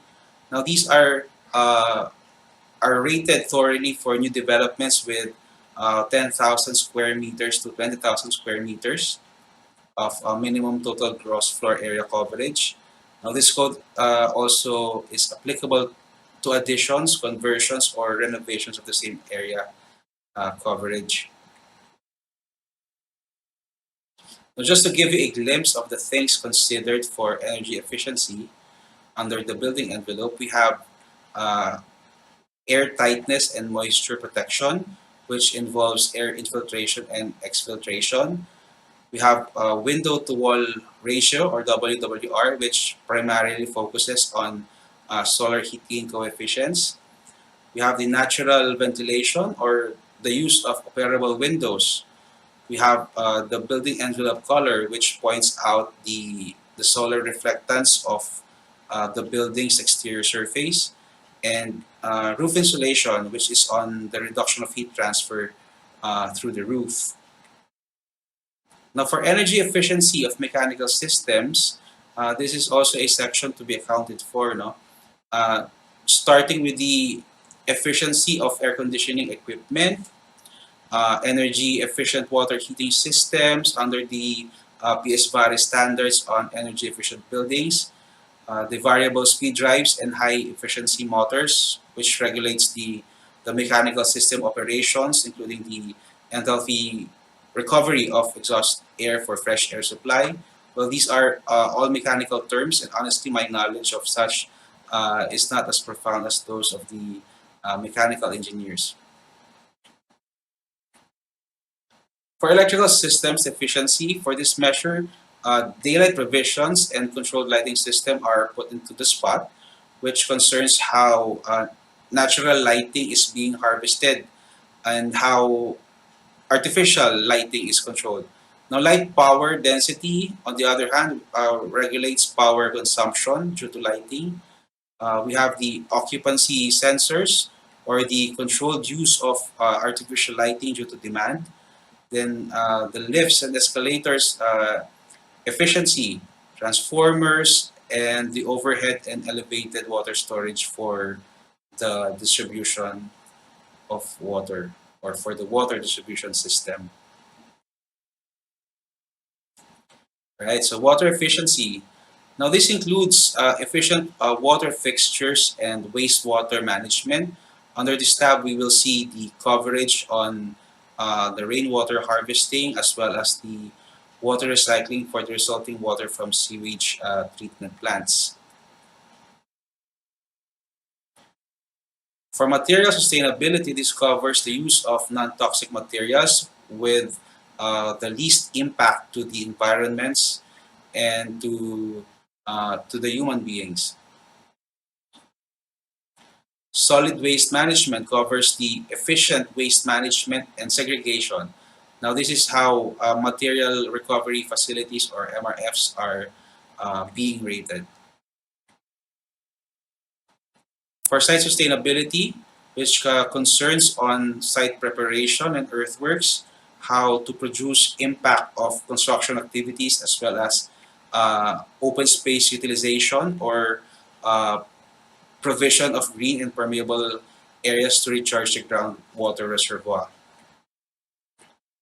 Now, for indoor environmental quality, this responds on the minimum fresh air rates following the PSVARI standards, the designation of the smoking areas under the RA 9211 or the Tobacco Regulations Act are also considered to maintain a good indoor air quality.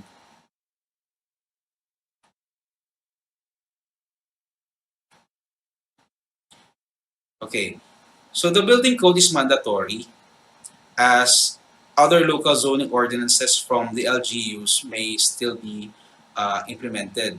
But there are also other voluntary rating systems like LEED, BREEAM, Verde, Green that also have specified ratings for green building practices. Now, checklist is being used by the local building official for all the trades to carefully review and assess the project's conformity with the code. Now, in addition to detailed drawings, documentations, or schedules may be deemed necessary under the areas of concern. Ocular inspections, as well as built plans, presentation of product labels and brochures, which were installed for the materials that were installed, are also required in the occupancy clearance process. All right. So green building basically is the use of common sense to have a better quality of life. And you may never know it, but you are already practicing in your own home the key concepts of green building. But nevertheless, here are some of the green concepts and sustainable ideas you can apply. So a good planned house without wasted spaces are easier to maintain.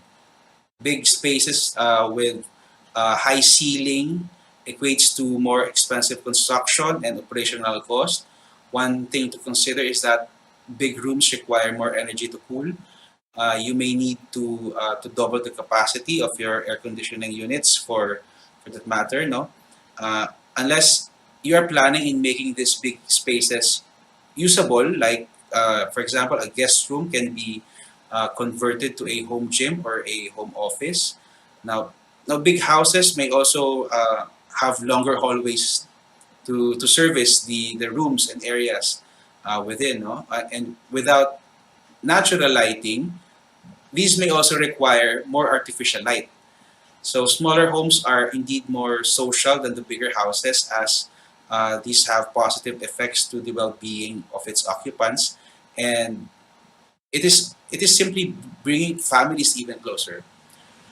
So if you ever consider having additional rooms for your home or office, did you know that the sustainable way to do this is to add more floors than to sprawl out, because this reduces the impact in the biodiversity of your site. But if this cannot be done, a development on stilts, which with a semi-permeable ground, is also a better path to take. Now, your architect can also introduce convertible options from movable partitions or even a completely convertible deck.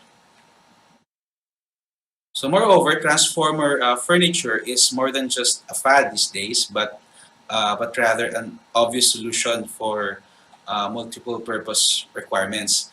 Now, the cost upfront does not necessarily need to be high if if all the right ingredients are geared to serve its purpose.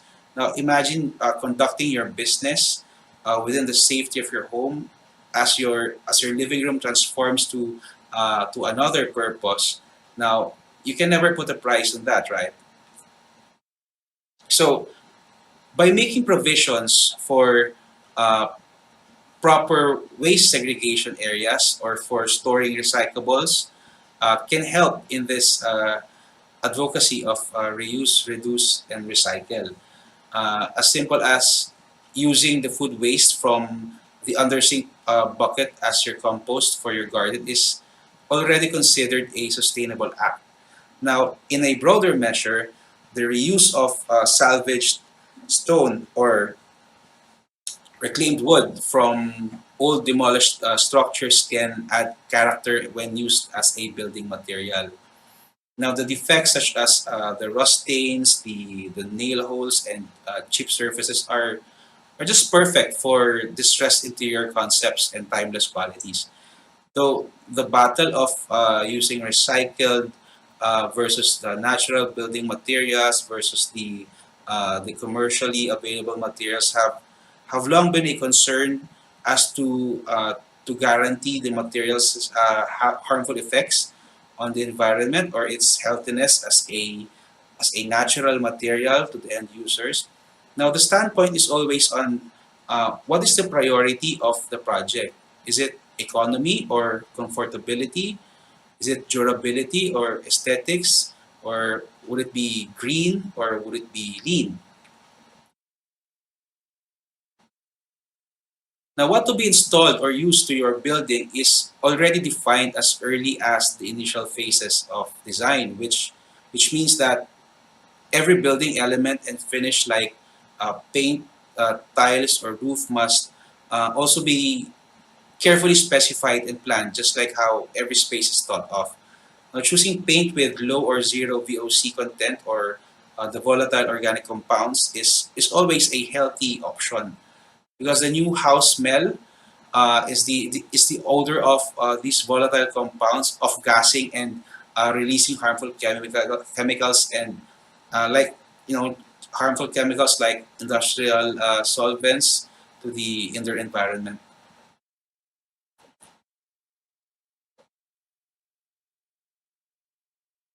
Now, the use of formaldehyde-free oriented strand board or OSB or a type of engineered wood like particle board is an efficient alternative to plywood, as these are made from low wood particles, and it also has a distinctive finish too. Moreover, you may also consider the use of natural linoleum over the vinyl flooring, as the former is made from cork and linseed oil. Now, the latter, on the other hand, is petroleum based or made from chlorinated chemicals such as PVC. So, linoleum is more eco friendly, low toxic, less flammable, antimicrobial. It is easier to repair, and it can last up to 40 years, whereas vinyl typically lasts about 7 to 10 years. But the cost may vary as per design, and the other features such as water resistance features will be also considered for the price. Now, vinyl has replaced linoleum in the market because of its comparable durability, and it is more, of course, DIY friendly. So light colored roofing reduces the heat buildup through the roof, so increasing the thermal comfort for the users and decreasing the need for air conditioning. Now, stone coated metal roofing is another option. It's lightweight, fire resistant, it is sound absorbent, and it is durable to stand all weather conditions. So energy efficiency. Now this is the cornerstone of any green building project. The use of energy in its generation contributes mainly to air pollution and climate change. Uh, Using renewable energy lowers utility expenses, and the consumers can get to reap its benefits or could allot the savings to other expenses. So from solar water heaters, photovoltaic panels or solar panels, drip irrigation systems, biomass, or use of any natural building product that is easily renewable, energy efficient, and non-polluting is being efficient, so to speak. Now, appliances like refrigerators and freezer are among the largest chunk of your household energy. So it's about 25% apart from your ACU consumption. So when you find one for your homes, always look for the Energy Star label.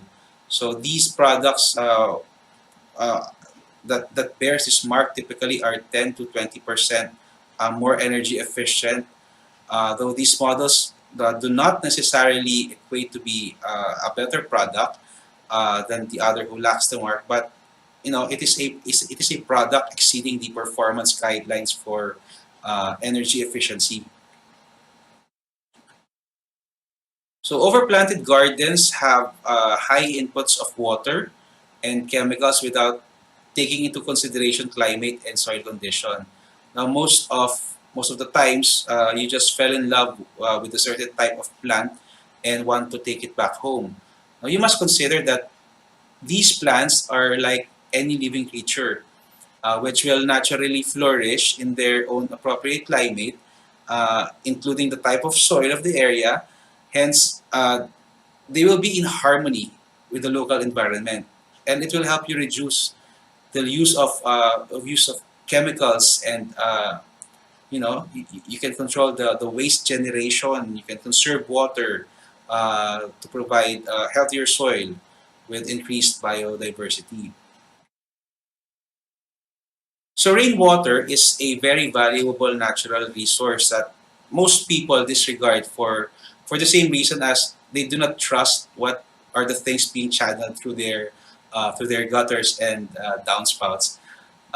Rain barrels, for example, or above ground cisterns or underground gravel dry wells are also best options to catch and store rainwater or the runoff for landscape irrigation, for flushing uh, low flow toilets and faucets with flow reducers for household cleaning. Now, the potability of rainwater, on the other hand, is as safe as the container that you keep it in, unless it is coming from this coming directly from the sky, no, then its purity is far from question.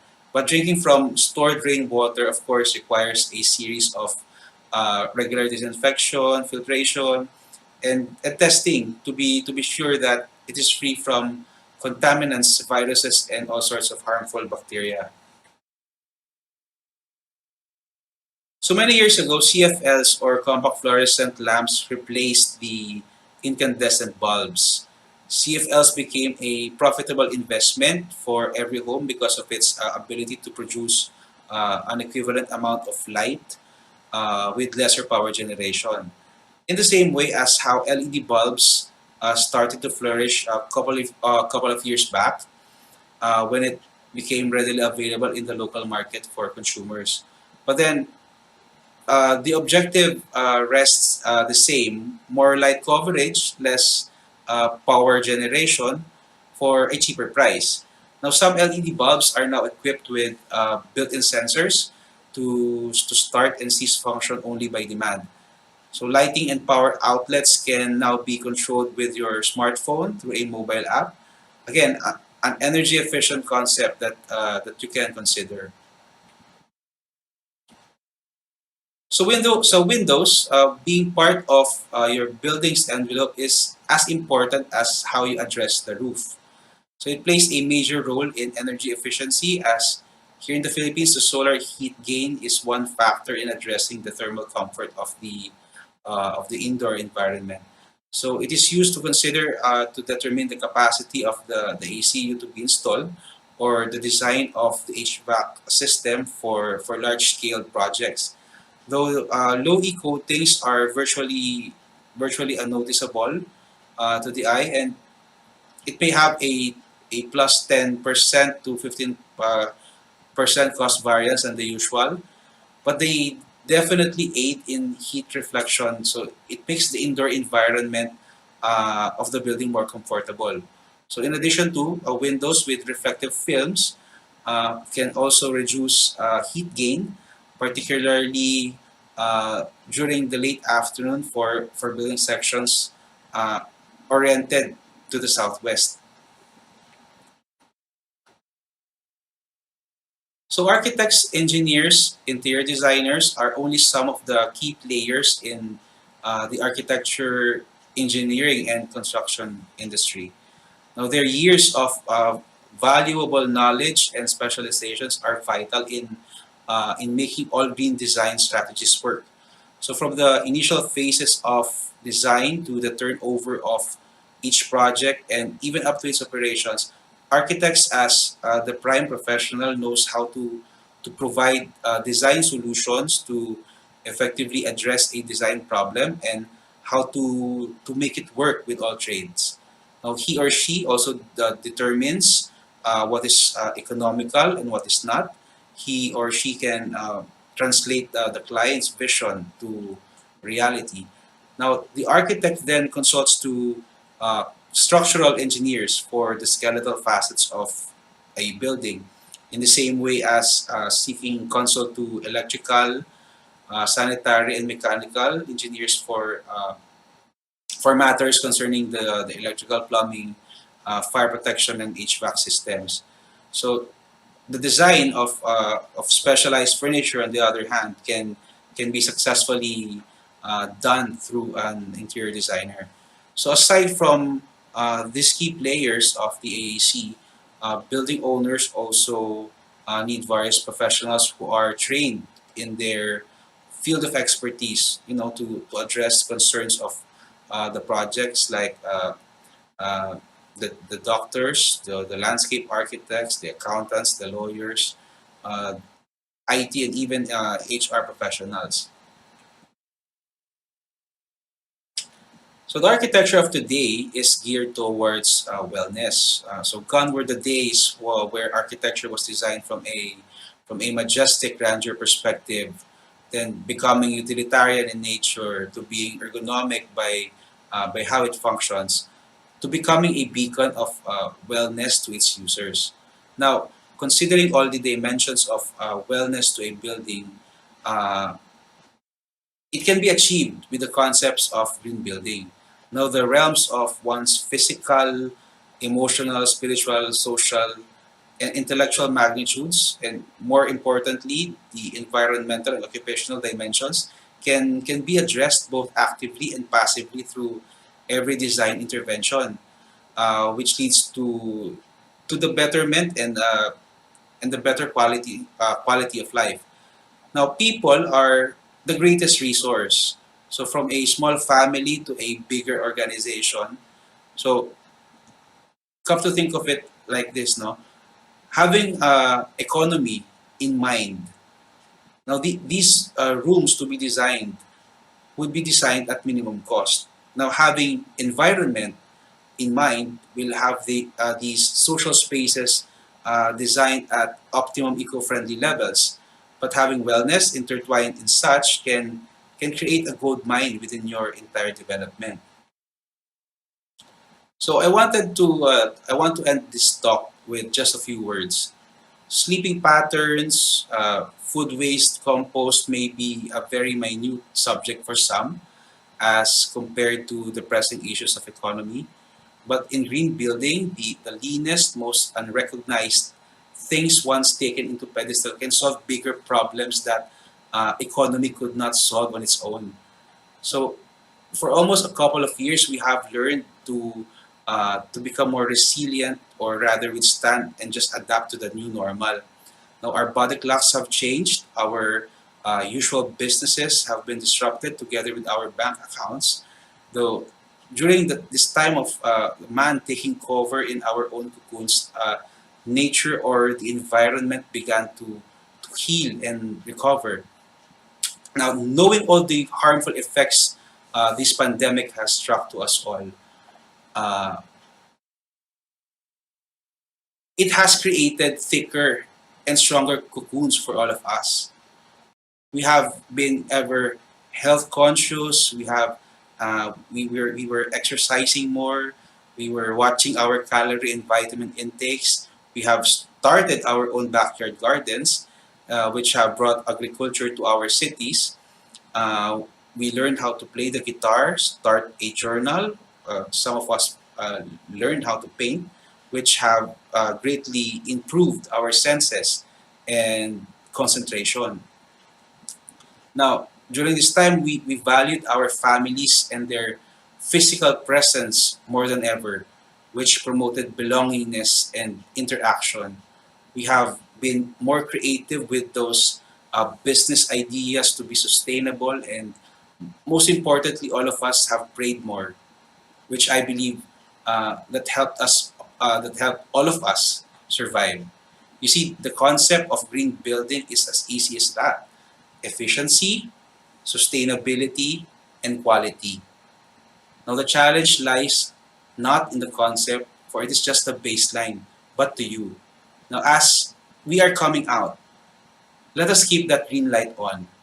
Let us grasp the new learnings and get ourselves ready for the new challenges, take new opportunities with a joyful heart, and together let us improve the quality of life that this new world has in store for all of us. Thank you for this great opportunity, and may the great architect in heaven bless us all.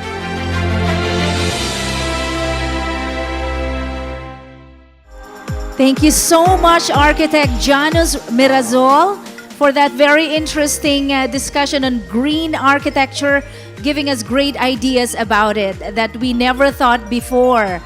Now, friends, joining us live for the question and answer portion, we have here our speaker, Architect Janus Renan Mirazol. Good morning, sir. Hi, good morning. Good morning po, Am I and here? thank you so much for joining us. We have here the first question, Architect. Can green architecture concepts be also applied to larger developments such as complexes or residential subdivisions? Again, the question is, can green architecture concepts be also applied to larger developments such as complexes or residential subdivisions? Yes.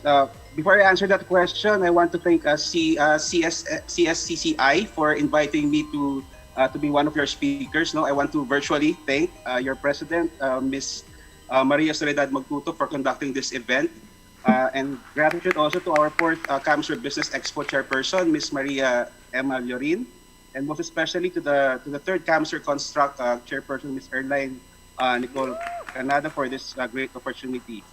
Well, to answer that question, no, definitely. You see, the receiving end of green building is the environment, and developments such as residential subdivisions could easily become a flagship of change. And honestly, uh, I envy these developers, no, because they have the power in their hands to set the path towards green developments, and they have the ability to become catalysts and benchmarks. So imagine if you have a subdivision project that is designed towards the direction of environmental sustainability, uh, it will eventually create green communities. And because the people's mindset is more important than just being an enticing selling point statement, no? So because people living in these developments, uh, they would then absorb the fact that, hey, I am living in a green subdivision. So my action should be more mindful with towards the environment. Like my house should have those rainwater harvesters or those solar water heaters, or maybe I use my roof deck as a vegetable garden because my kapitbahay has it. So gano'n, no? So it's all in the mindset. And actually, you don't need to apply every green concept and strategy there is in the market, no, onto your developments, or for that matter, because it will really cost you a lot. But having one is better than having none. So that's the point. And surely all great good things will come to you because you started it right. So I think that answers the question, no? If it can be applied, yes. Yes, thank you so much, Architect, for that beautiful answer. And the second question is, with the current pandemic situation, how could green architecture intervene to get us back on track? Again, that's with the current pandemic situation, how could green architecture intervene to get us back on track? Right. So this is a very timely and loaded question nowadays. Now, so during this time, all of us have lost our freedom to leave our houses, even just to breathe fresh air outside. And we have conducted all of our activities online, just like this one. And it is a brave thing to admit, no, that this current pandemic situation can never be solved by green architecture alone, since it is a dilemma that only medicine and science could overcome, no. But interventions, either it is big or small, can definitely create new tracks for all of us. You see, getting back on the old track, or the old normal, is the same banana that put us in this condition, no? So one example, I know you get my point, no? One example is that in the old normal, we have these small cluttered public spaces. Definitely, these are not adaptable to the social distancing regulations to begin with. So if you're gonna ask me, I don't want any of this, but I don't want to get back to the old ways either. So I think the best foot forward is, uh, or with less impact to the cost, is for all of us property owners, or the real estate developers, to be mindful of our open spaces. So maybe this time around, why not plan its location more efficiently, be generous on its size, and maybe make them the focal points of your project, not just on the sidelines, no. So the reason why is because these open spaces are the breeding points of every development. Now, maybe we could have converted these open spaces to become transient community marketplaces during the lockdowns, no. So hindi na natin kailangan lumabas pa sana, or hindi na kailangan na i-risk yung ating mga sarili, because we have our marketplace inside our community, no, using that open spaces. Now, if these open spaces could also have a renewable energy technology or a water supply, then talagang full blast talaga ito, no. So open spaces now could have become a good source of air quality and also a place of, a peace and quiet. It is a zen space for you to reflect on your life, to reflect on your future plans. And basically, these open spaces, if these are to design properly, you don't have to disturb the natural biodiversity of it. So sometimes kasi we see developments na they're really trying hard to create open spaces na talagang magnificent, grandeur. Hindi naman kailangan ganon. Just because they are trying to perceive the rules of the marketing department. So hindi kailangan ganon, no? Because it is important that the open spaces should be maximized and merely not just a compliance with the code. So that's just one example. Marami pang iba actually. Sorry, I took this too long, sorry. Yes, thank you so much, Architect. Di kailangan ang magnificent spaces. Small spaces, pwede na yon to start with our green architecture. Third question, Architect, is this. Green architecture is usually perceived as costly, especially for sectors dwelling in less urbanized or rural areas. Have you had projects that are cost-effective or affordable for the masses? What is the average cost? Again, Yes, if I may our company, repeat the question, or not necessary. Have you had projects that are cost-effective or affordable for the masses? What is the average cost? All right. So yes, our company, Jamaica Realty and Marketing Corporation, offers convertible houses. So just like what I showed earlier, we also have townhouses that are open for socialized housing. So it would be impossible to have these designed with renewable technologies because it would definitely create an impact with the cost and of course the issues of affordability. Now, but the very essence of preparing these structures to be manageable and convertible in the future is already a green concept strategy. Now, both in space planning and in spacious rooms and areas, is already a plus with proper orientation of the building's entire plan to harness the right amount of sunlight in case the owners decide to have renewable technology in their structures like solar panels or the solar water heaters. No, now in construction naman, in these structures, our company make it sure that we have the shortest construction time frame so that we would have a shorter impact to the environment.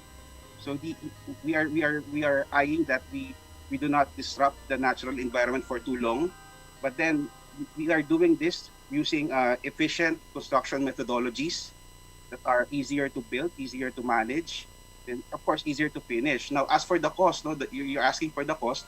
The price of our socialized housing with lot, it's a package deal. It's about 750,000 pesos, or that's 23,000 per square meter. Approximately. Okay, thank you for that idea. I'm taking note of green concept strategy. At this point, we thank you so much, Architect Mirazol, for joining us. We hope we can see a lot of green architecture themed houses around the community. Right now, we would like to thank you on behalf of the whole CSCCI family. We thank you so much. Our speaker, Architect Janus Renan Mirazol. Camarines Sur Chamber of Commerce and Industry Incorporated, in partnership with the Provincial Government of Camarines Sur, CamSur Business Expo 2021, ready for a better normal. Third CamSur Construct, present this plaque of appreciation to Architect Janus Renan Mirazol for extending his invaluable contribution and unwavering support as our resource speaker, contributing to the success of the third CamSur Construct webinar with this year's theme, Resilient and Sustainable Infrastructure in the New Normal.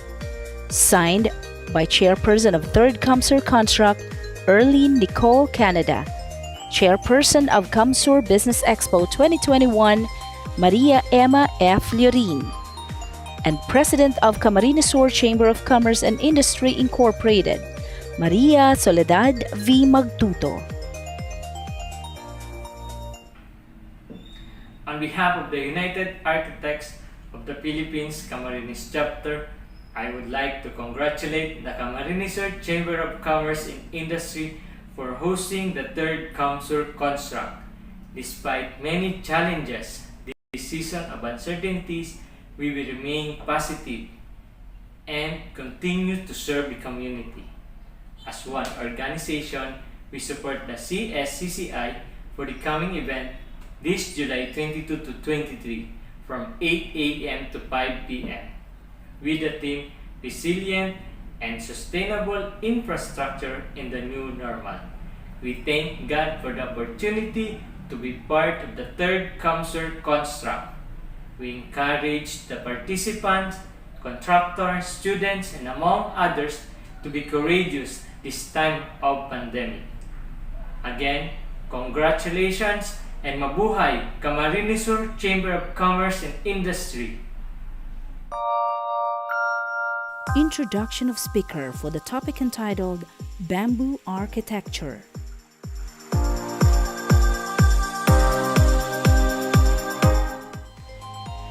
It's a great pleasure to introduce to you our second speaker.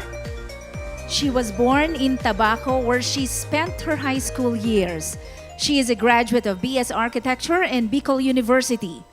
She passed the licensure examination for architects year 2012 and was hired by Bicol University after she took oath. For 5 years, she worked as a part-time to contractual instructor, at the same time a private practitioner. By the year 2015, she passed her second profession, the board exam for environmental planners. She belongs to a family of public servants and leaders, so she took every opportunity to serve. She became a member of Junior Chamber International, Daragat Chapter, and Legazpi City Lions Club, where her leadership skills were improved. She enjoyed her every chance to serve as a volunteer during every humanitarian and CSR projects almost regularly since 2012. She's been awarded by Philippine Air Force several times and chosen as Best Stakeholder for the year 2016 and 2018 for her volunteer service as an architect, making the Master Development Plan for Tactical Operations Group 5 and many more project proposals. She's been chosen by the Fantastic Philippines organization to represent Filipino architects in 2 exhibits in different malls in Manila in celebration of National Heritage Month entitled 100 Women, 100 Ways of Life. She's also an advocate of bamboo architecture as a result of her training in Bamboo University, Bali, Indonesia. She explored her versatility by trying different challenges in life, such as putting up a restaurant. And then she eventually, it's with her partners and best friends, Rene Cope and Aya Medel. Then she eventually put up her own company and small business, the KL Architectural Services, which serve clients in need of architectural design and construction services. She served United Architects of the Philippines Tabaco Chapter twice as a chapter president, year 2014 to 2015, and year 2019 to 2020. Friends, ladies and gentlemen, let's all welcome our second speaker, architect, environmental planner, Christine Magallanes Lagman. Hello everyone, I'm architect Christine Magallanes Lagman, the founder and the principal architect of KL Architectural Services and also the past president of UAP Tabaco Chapter. I'm very honored to be one of your resource speakers for this event, and also I'm very excited to share with you my knowledge about the topic that we will be discussing. So imagine a material that is beautifully engineered, that to produce it will consume very minimal energy, and that it grows anywhere, so there's no need to manufacture it.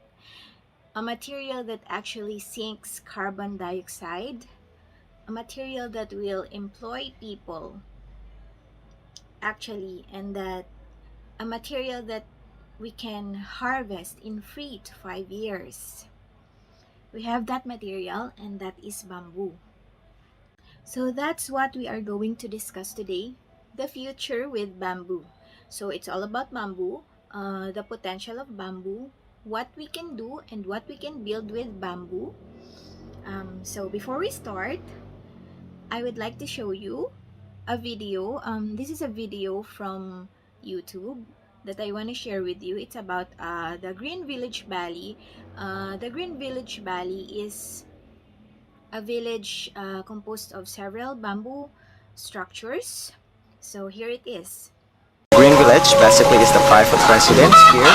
So we use bamboo as a sustainable material. So we want to prove, especially to Indonesian, to the world, that we can use bamboo as a sustainable material. We can build the luxury of the bamboo house in Indonesia.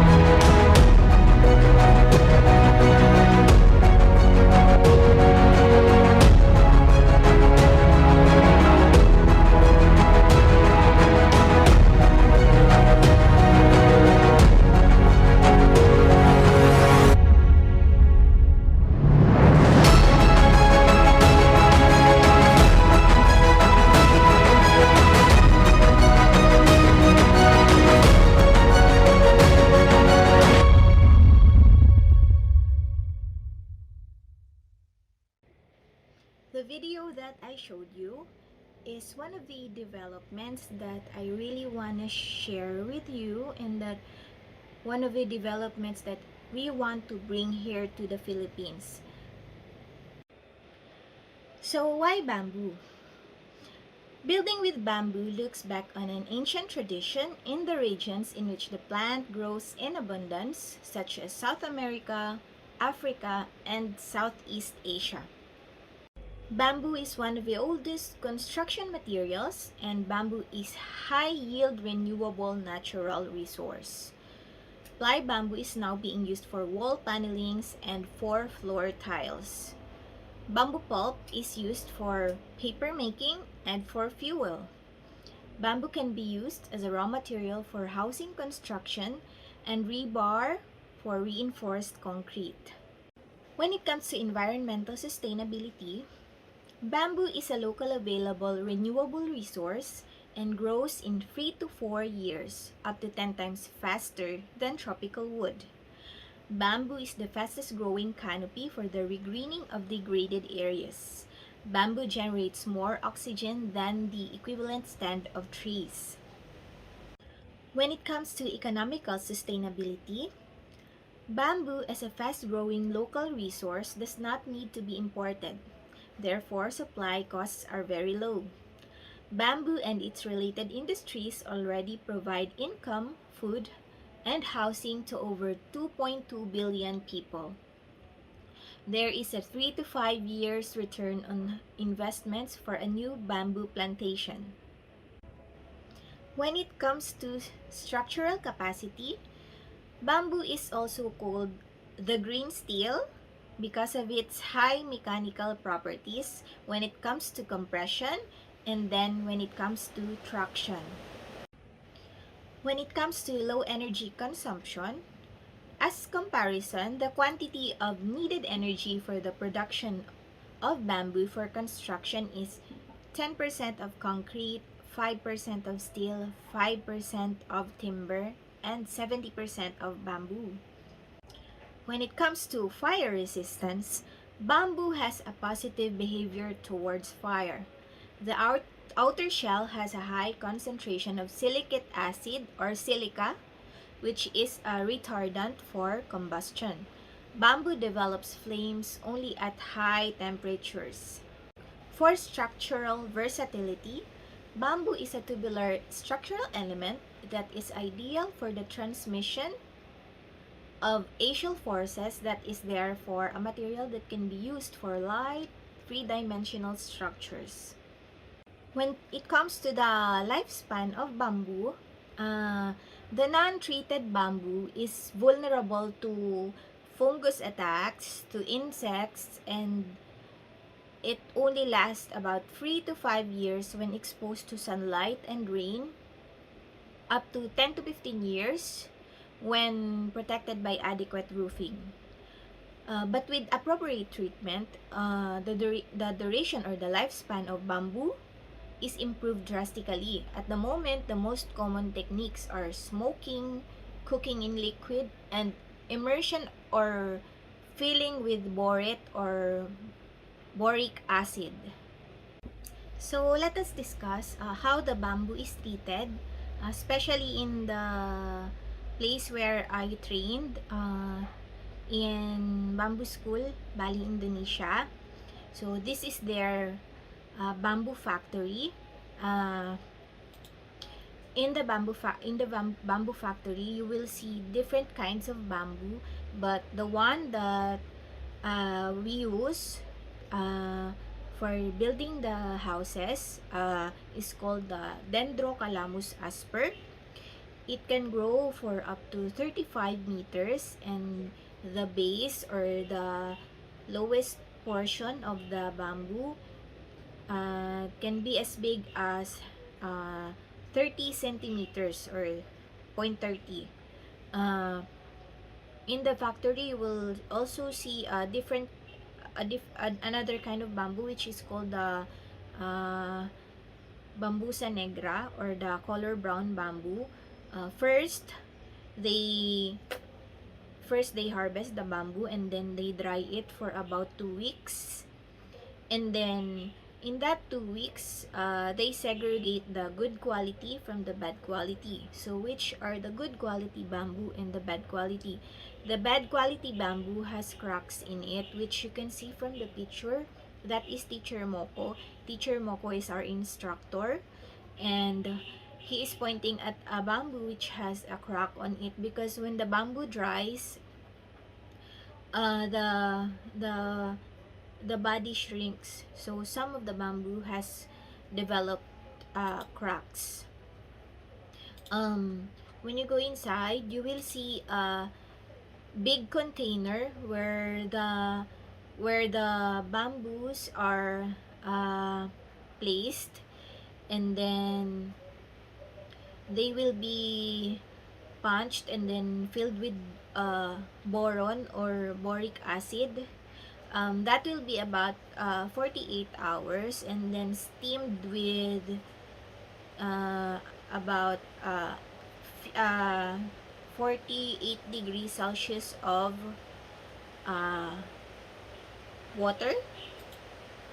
And then in that process, during the long process, the sap comes out of the body of the bamboo. So that's the most important part, because yung bamboo,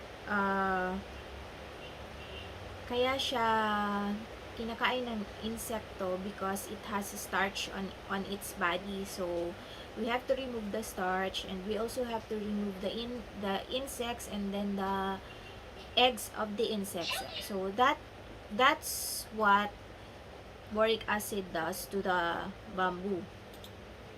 And after the treatment, after dipping the bamboo or ibababad siya sa boric acid, it will then be cleansed with pressure washer, and then it will be placed in a room where it will be dried. So when you go to the different parts of the building or of the bamboo factory, you will see some of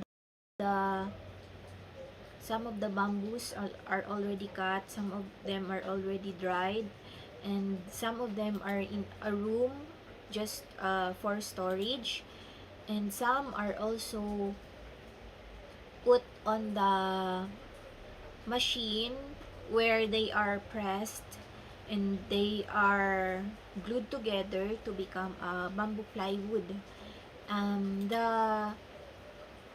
The bamboo pulp or yung parang powder, they are used as bamboo paper, and yung mga reject na part ng bamboo, they are also made into bamboo pegs or yung parang stick na pinapako sa bamboo structure, because we don't use nails. So after that, some of the bamboos which are parang mga reject, they are used for furnitures, some are for wall panels, but those good quality bamboos, they are the one used for columns, for trusses, and then for beams. So you will see some of the photos inside the factory. So I'm going to show you the examples of the bamboo used in buildings on the next pictures.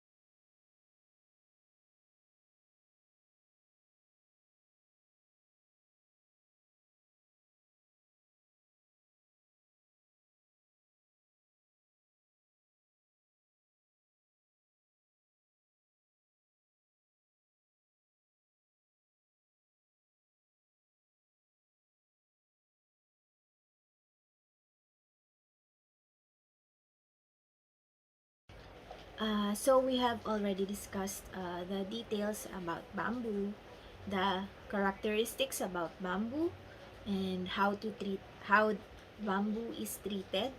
So let's now discuss what we can do with bamboo, its potential, and let me use the Green Village Valley as an example.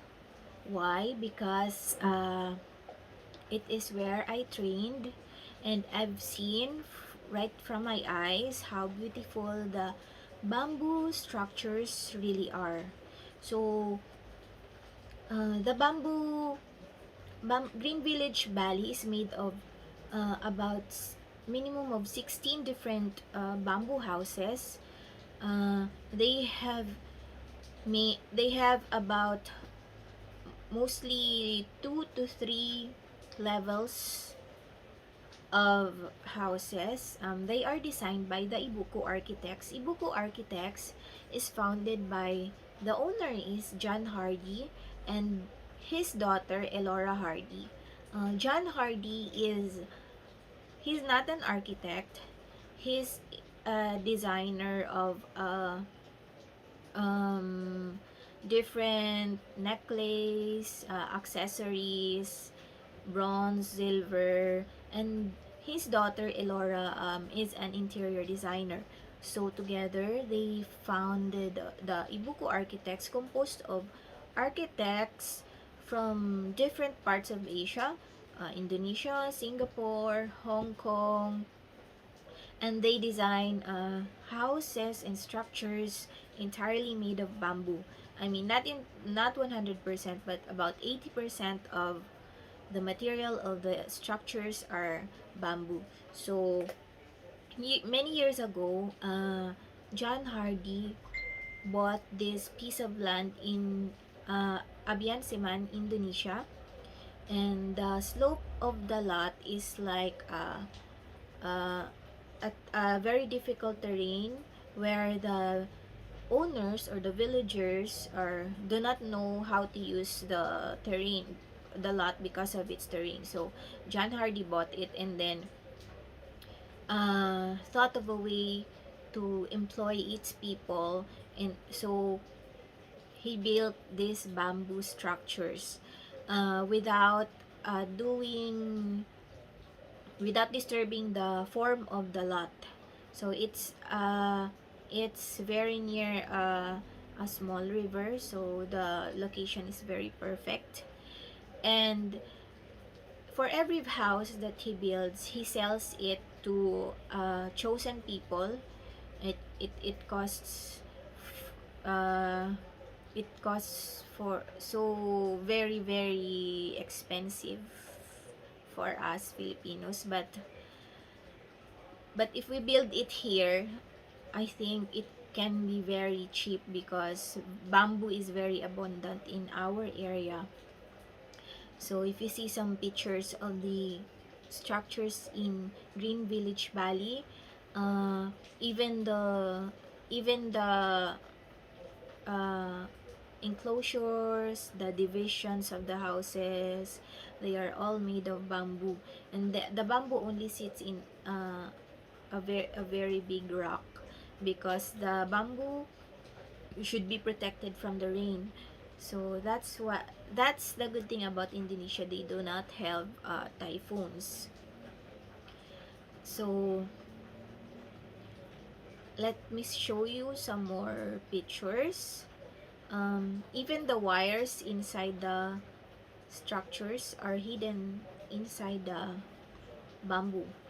So before they design the bamboo structures, they make first a model, and then scale it through bamboo sticks, and then that's where it all starts. So the Dendrocalamus asper, we also have that here in the Philippines. Actually, here in Albay, some of our friends just bought seedlings from Mindanao, and right now we already have a different group of people and architects doing some trainings on how to use bamboo, and these are what we can make with bamboo. So many beautiful structures. So I'm also going to show you that here in the Philippines we are already using this material even before, but now we are using this as a form of something versatile, something beautiful, something luxurious. Because before, using bamboo is a sign of poverty, but not anymore. We already have so many resorts here that use beautifully designed bamboo structures. So here they are.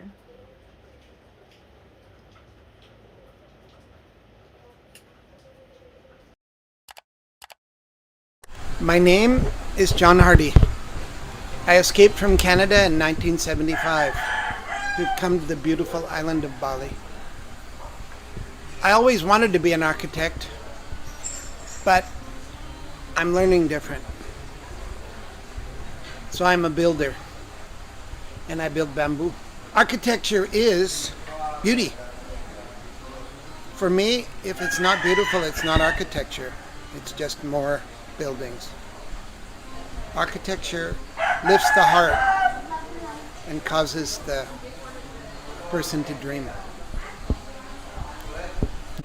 An architect must care about people, must care about the planet, and must care about beauty.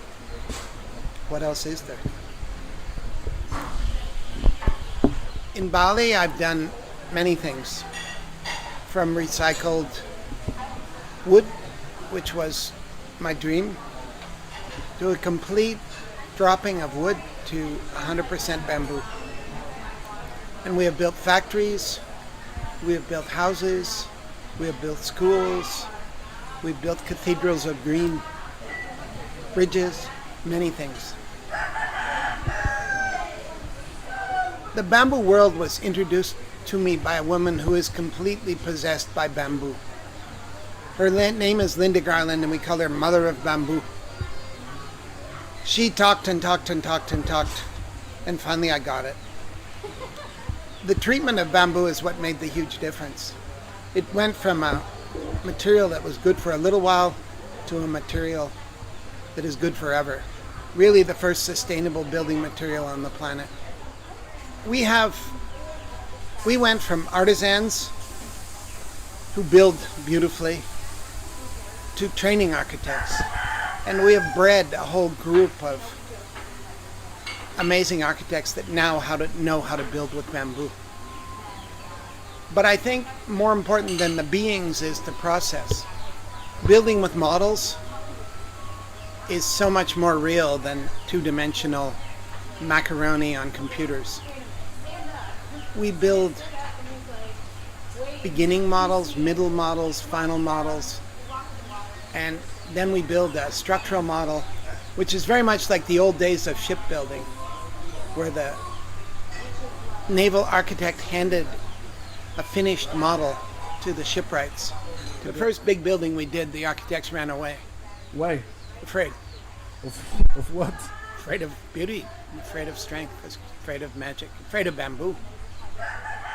It's very hard for an architect when they're trained in the traditional way of being told what they can't do and what they can't do and what they shouldn't do and what they must not do, to get them beyond that.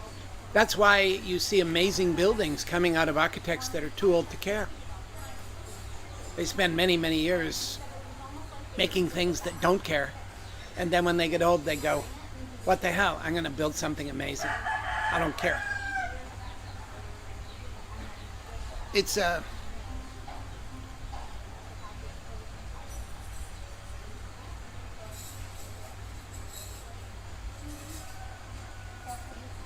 only the hybrid that we've created that works. If we were dealing with conventional architects and engineers, they would be just going no, no, no, no, no, and no, no, no, no, no, and you can't do that, and you can't do this. We work with artisans, we work with artists. Our creator of the Heart of School was an artist and a sculptor. See, the architects are a new invention in the world. The great cathedrals of Europe weren't built by architects, they were built by builders. And that whole idea that you need somebody to create beauty is a kind of new idea. When I walk around a city, I don't see much new beauty. I see 100-year-old beauty, I see 300-year-old beauty. So I guess what I'm saying is that the architects have totally failed in beauty. They're responsible for beauty, and with very little exception, with very few exceptions, they build mundane, they build mass-produced junk off their AutoCADs. Very seldom do they create beauty and create love and create community within their buildings. It's a problem of ego, I think. My building has to be taller than yours, my building has to be bigger than yours. It's like the problem you see in the playground with 8-year-old boys. And one of the big mistakes is their interaction with this. The right angle doesn't exist in nature. It certainly doesn't exist on your body. And to think that everything should be right angles, it is death of the spirit, death of the soul, death of optimism. Putting people in boxes is a crime and will be regarded in the future as a crime. It will be the brutalist box building period that we're in. With some exceptions, of course. It takes an incredible soul to break out. Big is such a soul, and I have such love for him because he not only builds, he thinks. Thinking seems to have disappeared from building. Architects definitely have feelings. But who could survive an architecture course and still have feelings? It's brutalist. And it's the period of brutalism in architecture. But they're partly constrained by the stupidness of their little screens and the stupidness of their design programs. And basically, let's face it, they're cheating most clients by just printing out, popping up more, moving a little bit walls and popping up more sets of window frames. It's really a crime. But as the technology improves, architecture will improve. When you have 3D modeling, it'll be interesting to see a guy in a 3D modeling hood making perfect little boxes.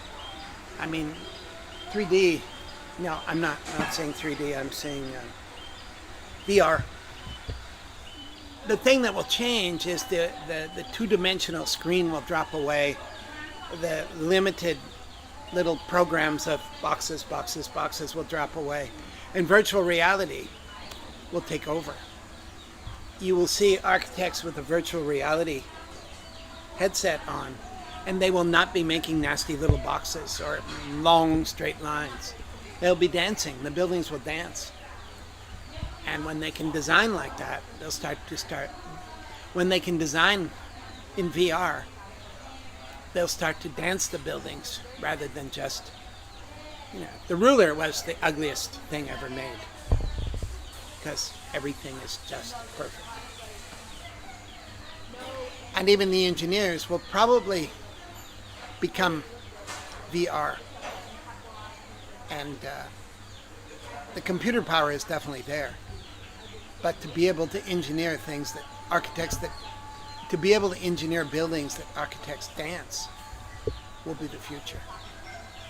We didn't spend most of our history in boxes.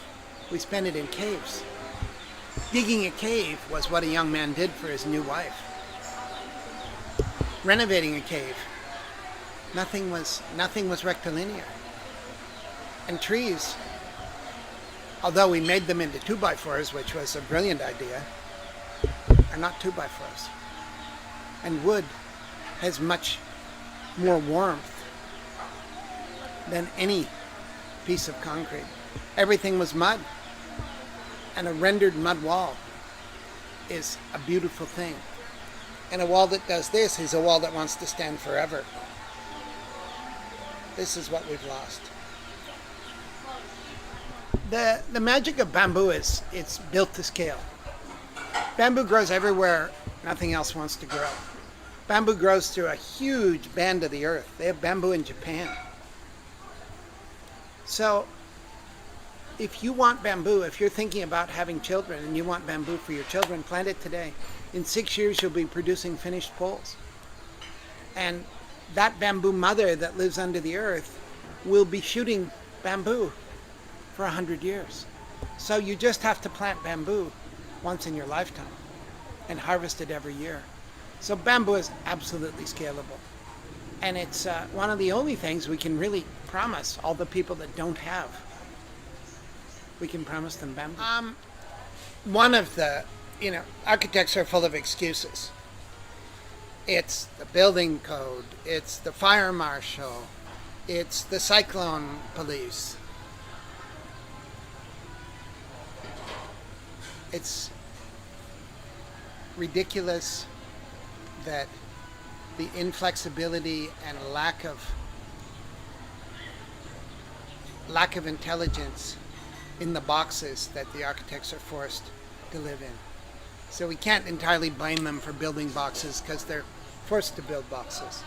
But what I'd say to the young architects is get out.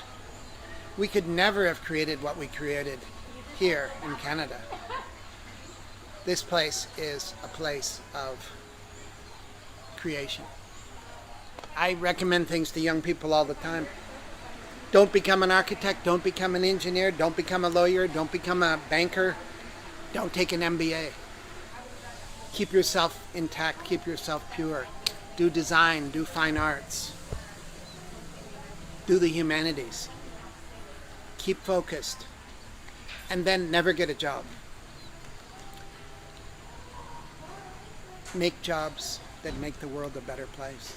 You can hire all the architects and engineers and bankers and lawyers you need, but don't do that to yourself. Don't become one.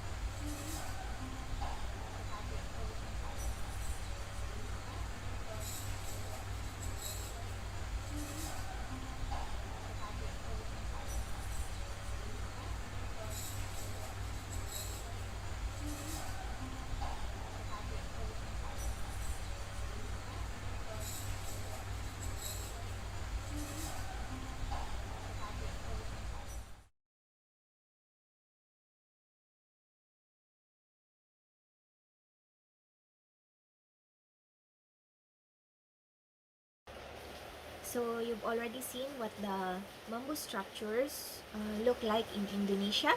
So dito naman tayo sa atin. We have a very beautiful bamboo structure designed by the Sangay architects. And then we also have a bamboo factory which is in Negros. Actually, here in Albay, I am commissioned to design the development of the Silverenza farm in Malilipot, Albay, and here are the pictures of the structure. A pavilion which is being built there. That is built by the team called Team Lakay, or they are skilled bamboo workers. So here they are. So that ends my presentation. I hope you learned about the details of bamboo, characteristics, about what we can do with bamboo, about the possibilities, about the architecture of bamboo. And the last thing that I want to tell you is that all you need to know is that it is possible. Thank you, and I hope you like my presentation.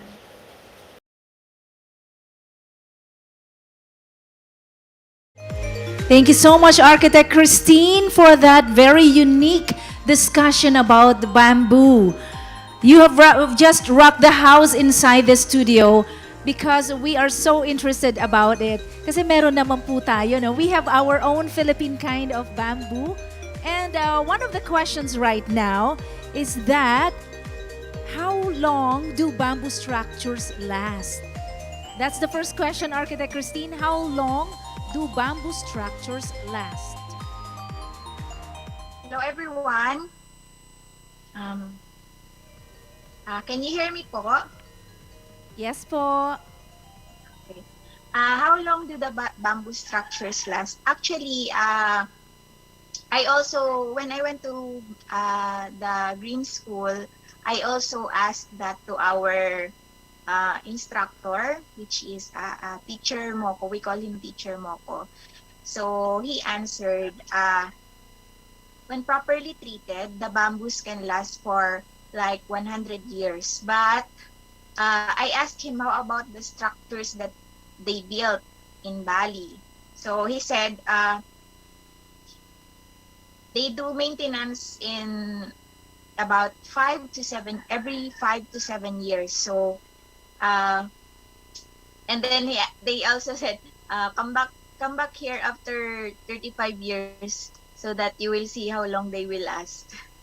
So the point is when properly treated with and then kapag wala na siyang mga insects and then properly protected, because they said that the bamboo should be protected from the rain. Kapag all other elements nagawa doon, it will last for longer than we expect.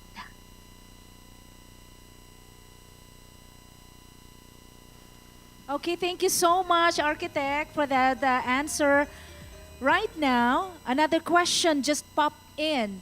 Eto po, how is the cost of bamboo structure compared to yung regular na structure or na may gumagamit ng regular construction materials natin available?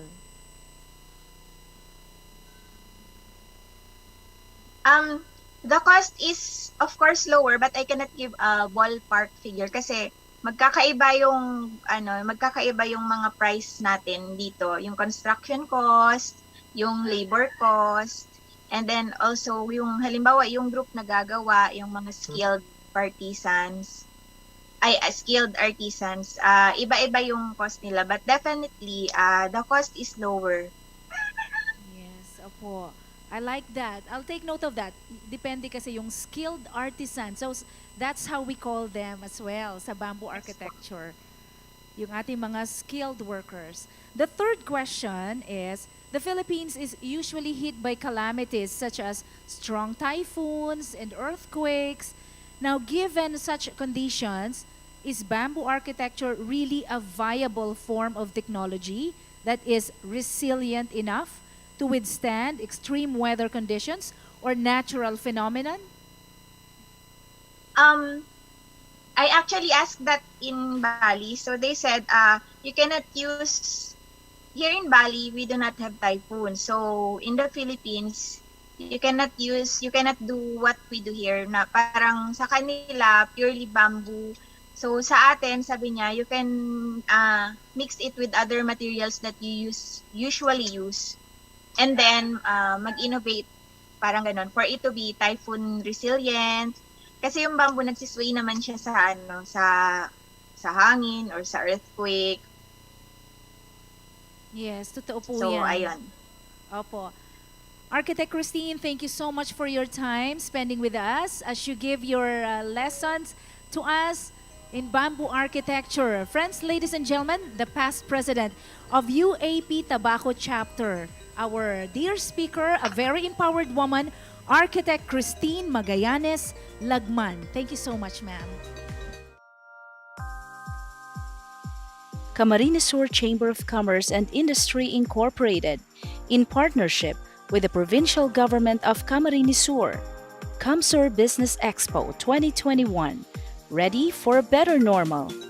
Third CamSur Construct, present this plaque of appreciation to Architect Christine Magallanes Lagman for extending his invaluable contribution and unwavering support as our resource speaker, contributing to the success of the third CamSur Construct webinar with this year's theme, Resilient and Sustainable Infrastructure in the New Normal.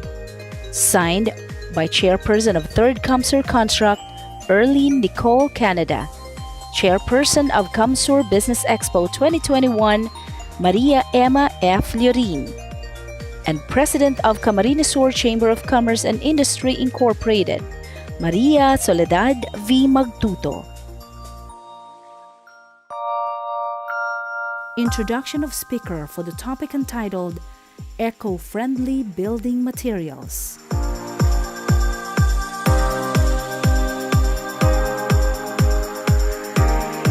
Our distinguished speaker is a director and at the same time the committee chair on urban development, green building and sustainability of the Infrastructure and Construction Focus Group Philippines, or ICFG. Also, active professionally as architect, environmental planner, CIAC accredited construction arbitrator, and green building advocate for resiliency and sustainability. Principal architect of his own design firm, Iconic. He just concluded his term as the executive director of the Construction Industry Authority of the Philippines, or CIAP, an attached agency of the Philippine Department or the Philippines Department of Trade and Industry, and also accelerates, promote, and regulates the construction industry. Our dear architect speaker is affiliated with the Philippine Institution of Environmental Planners, or PIEP, the Philippine Green Building Initiative, or PGBI, Philippine Institute of Construction Arbitration and Mediators, or PICAM, and the Eastern Asian Regional Organization of Public Housing. He is also current committee chair on resilience, intellectual property, invention, and innovation of the United Architects of the Philippines, for which in the past he also served as the UAP National Executive Vice President. With more than 38 years professional experience in the field of construction, architecture, green technology, design, and sustainable development involving international and local complex projects such as military facilities, palaces, hospitals, airports, evacuation center, among others. Our dear speaker is not only a licensed architecture but also an environmental, urban, city planner, and certified EDGE, or Excellence in Design for Greater Efficiencies, an IFC, a member of the World Bank Group, EDGE expert, and accredited auditor.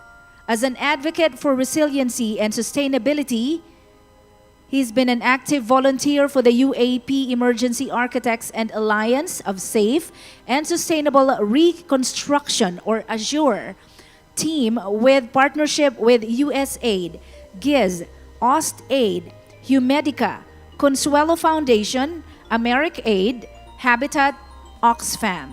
Actively involved in the technical assistance of 49 LGUs in Samar, Leyte, and Cebu aftermath of the Yolanda disaster event. Currently a mentor for Bloomberg Mayors League and Livable Cities program, and a resource speaker, lecturer on innovative designs, green strategies, construction methodology, disaster risk mitigation, and climate change impacts, among others. Currently, a trustee of Zero Waste Philippines and a member of UAP Gold, or Guild of Liturgical Designers. Let's all welcome, with a massive round of applause, to our speaker architect, Ramon L. Abiera. Magandang hapon sa inyong lahat. Naririnig niyo ako? Hello? Am I clear? Yes, architect, you are audible. Okay. Thank you very much. First of all, I'd like to thank the organizer of this CamSur event for inviting me. Actually, I was invited by DMCI to be the speaker for this particular topic. So, can I share the screen? My screen, where is that? Share screen, share screen.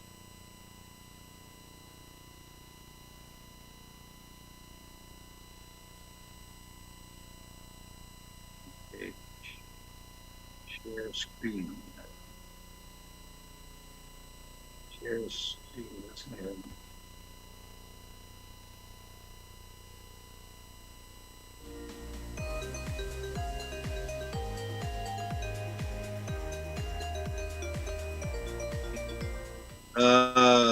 First of all, actually, I should start from the start. In this case, I am, because we have previous speakers, I would like to, number one, I listened to the previous speakers, and I am very happy that everybody now is getting into the business of changing our mindsets towards more green structures. The topic that I have been provided is eco-friendly materials, and I added construction systems. You see, eco-friendly materials are in different forms. Like, for example, if you look at the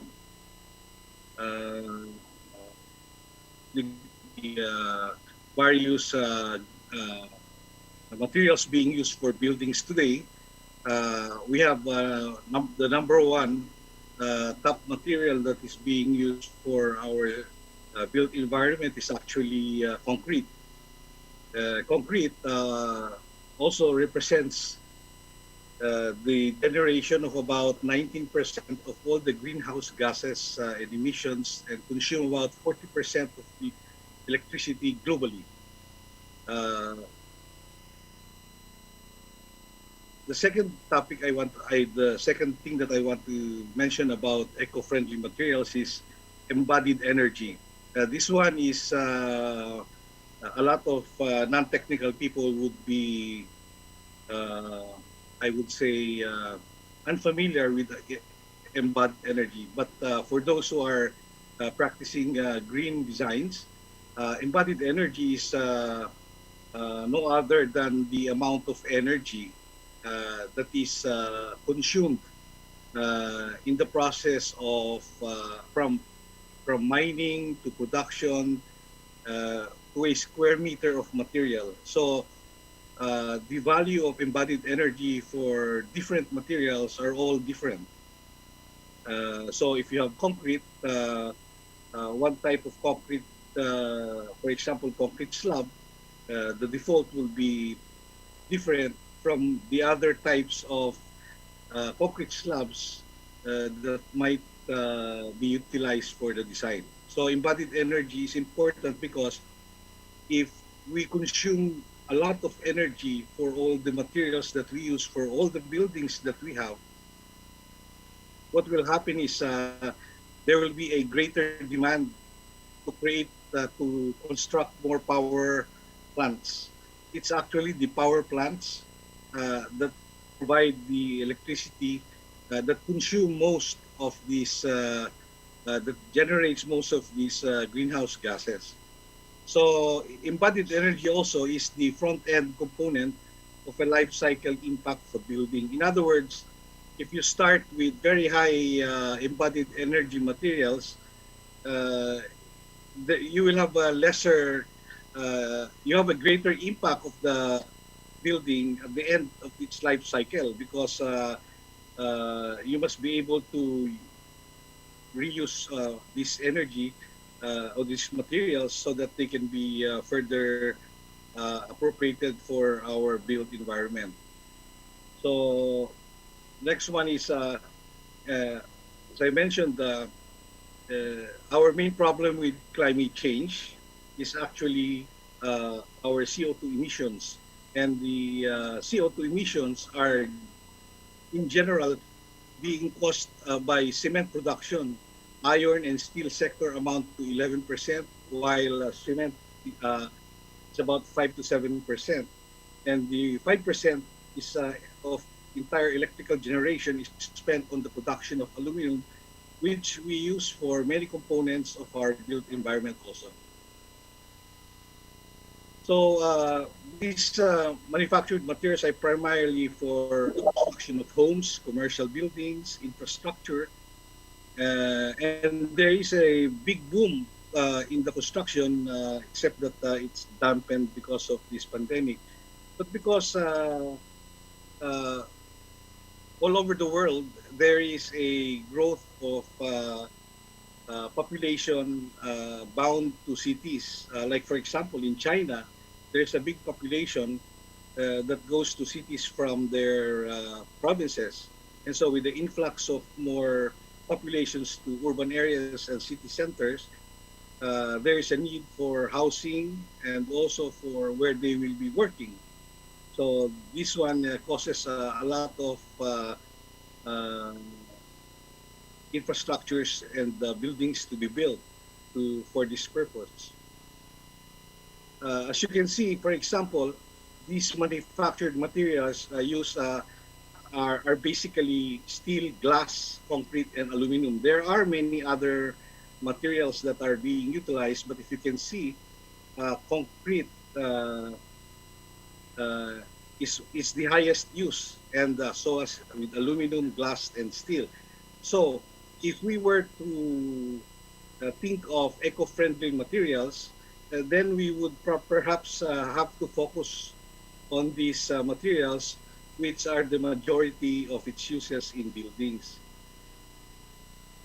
So not only does the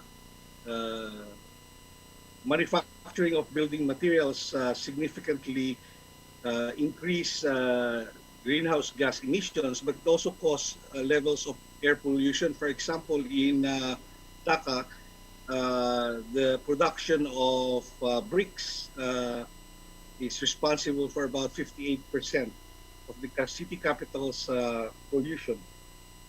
More than cars, power generation, and other industries combined. So you can see that eco-friendly materials come in many forms. Materials that have less embodied energy, materials that are non-polluting, materials that are less toxic to our kind, to mankind, and our environment. These are all eco-friendly materials. As the previous speakers were discussing, I note that, for example, bamboo. Bamboo is actually they call this the future of renewable material. In fact, it's already being, as presented a while ago, it's already being widely used in some countries like in Indonesia, in Malaysia, and in fact, UAP, the United Architects of the Philippines, is trying to push for the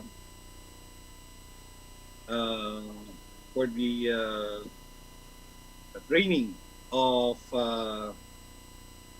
tradesmen and architects and designers to better understand the materials. So bamboo and other materials, not only bamboo, but there are other materials like hemp and other fibrous materials are actually being manufactured in many different kinds of building materials, such as flooring. They have this also done in fibers, in woven thing, and also in free-flowing concrete shapes. Use also fiber materials. As a global trend, there is a tightening of regulations in the operational energy consumption of buildings. In fact, our national, how do you call this, our Green Building Code tells us to reduce certain conditions so that we will become a more positive building built environment in its 40 years or 50 years of operation.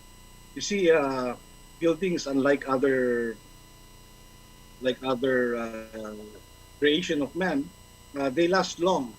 Not only that they last long, about 40 years to 100 years. In fact, in historical buildings lasted all 2,000 years, 1,000 years. But more importantly today, it's that it will last long, but at the same time it will be safe, because now society demands and the governments demand more safety for its population. So we don't only do buildings that last long, but also are safe. And because I'm also an environmental planner and a very experienced in disaster risk reduction, I can tell you that there are so many types of disasters. And for this, I think we need the materials that will be able to at least withstand or not support disasters to happen, and protect people who utilizes all this built environment. Okay. For example, if you want to find a realistic way to reduce embodied energy, for example, of the roof and floor structure, number one is you have to reduce the quantity of material. This is you see, if you produce material in this volume, there is a equivalent embodied energy. If you use lesser material, therefore, you will be having a reduction in embodied energy. I will show you a little while in another slide the various type, for example, of floor slabs. There are many kinds. Yung nakikita natin is just one. There are many kinds, and all of them have a different what you call this embodied energy. Another thing is if we are able to substitute high embodied energy material with lower embodied energy material, for example, cement. If you use the standard cement, it has a certain embodied energy, but in the process of manufacturing cement, sometimes some manufacturers they add pulverized fly ash or PFA or uh, ground granulated blast furnace slugs. Ito yung mga natitira pagka nagsusunog sila, hinahalo sa semento, the cement becomes, they name it green cement. Why? Because now that cement contains less energy to produce because part of what went into the cement is actually a byproduct of another process. Of course, the other one is also to be able to select more efficient construction technology. I will show you one example later on because the design should be good, the material should be good, but also it should be implemented in a sustainable and resilient way too. So there are many kinds of construction methodology that can be utilized to further reduce the embodied energy. And the other one is identify completely different materials. This is where, for example, bamboo and other indigenous materials that we have are being researched upon and being developed into products and substitute manufactured materials so that they can be more economic, eco-friendly. Here, for example, just to show you about floor slabs, this one here shows you actually the default, which is just the in situ reinforced concrete slab that we can all see in the many structures that we have. However, if you have the light gauge steel floor cassette, a timber floor construction, a thin precast concrete deck, composite in situ slab, precast concrete double P units, composite in situ concrete, and so many others, then all of these have a different embodied energy. So I think clients and designers must keep an open mind to be able to utilize not only the material but also how the material is designed into the structure. You can design it one way, it will be having a very high embodied energy, but if you utilize the different configurations and design technology, then you will be able to achieve a lower embodied energy. Okay, the key is paying attention in the early design stage because in the early design stage, there are two things that happen. Number one, they get to be incorporated in the design as a default. Why is that important? Well, because if it is not a default in the design, it becomes an alternative. So sometimes the greenness or green features seemingly becomes more expensive when the owner understands that, oh, may dinagdag kayo, may dinadagdag pa na green. Huwag na yan. So I think by putting it early in the design stage prior to being presented to the client or to the owners, it becomes the default. And it makes a sensible design and specifications are thus embodied in this the greenness is thus embodied in the design and the specifications. And the good thing about this is if it's in the design and it is implemented, ito yung sinasabi na for the next 40 or so years, it tends to become energy efficient design because the greenness is thus embodied in the design itself. So, what's this? Building the amount of construction materials. Another thing that we should consider is the value chain. The value chain is also important because we have to understand what is. For example, one example is steel. It's actually principally composed of iron ore, carbon, and requires substantial energy to be produced. For example, concrete. Concrete is a product used for buildings, mostly of aggregates, including gravel and sand. So, concrete does not only utilize energy, it also utilizes a lot of gravel and sand and also cement and water. And these are all resources. And resources are not infinite. So sooner or later, maubusan tayo ng sand if we continuously use too much of it, and gravel also. So that's why sometimes they tend to use crushed gravel rather than the natural gravel because wala na makuhang gravel. And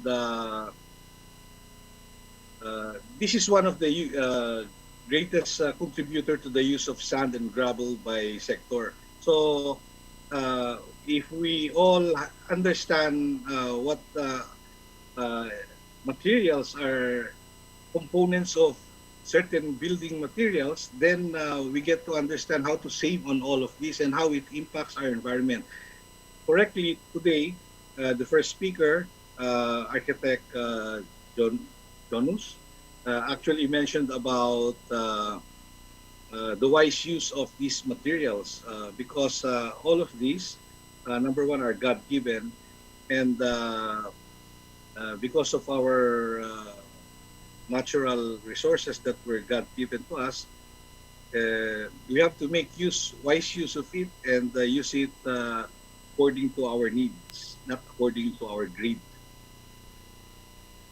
Okay, cement, sand. Okay, I said this already. Okay.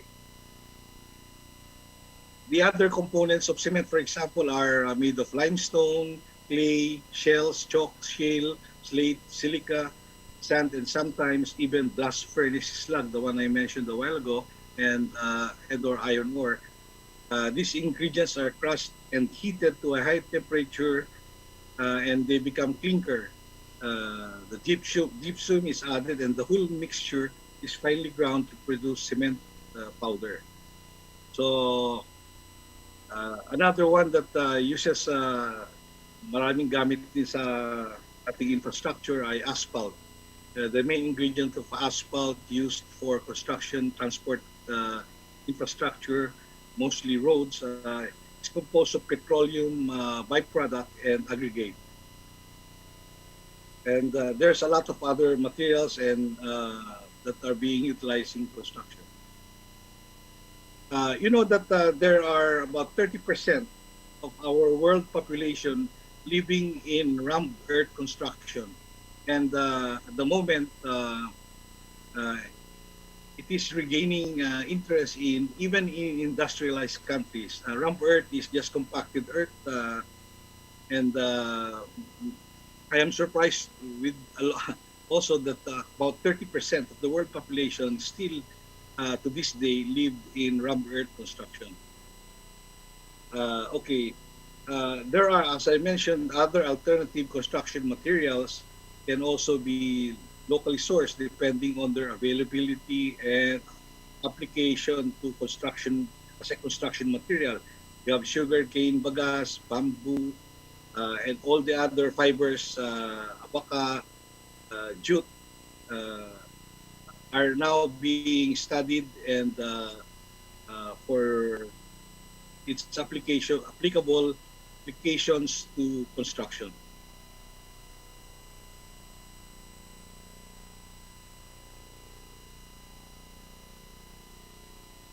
So I go to the okay. The most important thing to make certain economic choices, eco-friendly choices. Number one, the cheapest is actually the change of mindset. This is the change of mindset of the client, of the designers, of the contractors, and everybody in the whole construction industry. You see, mindset is very cheap. You don't have to pay for it.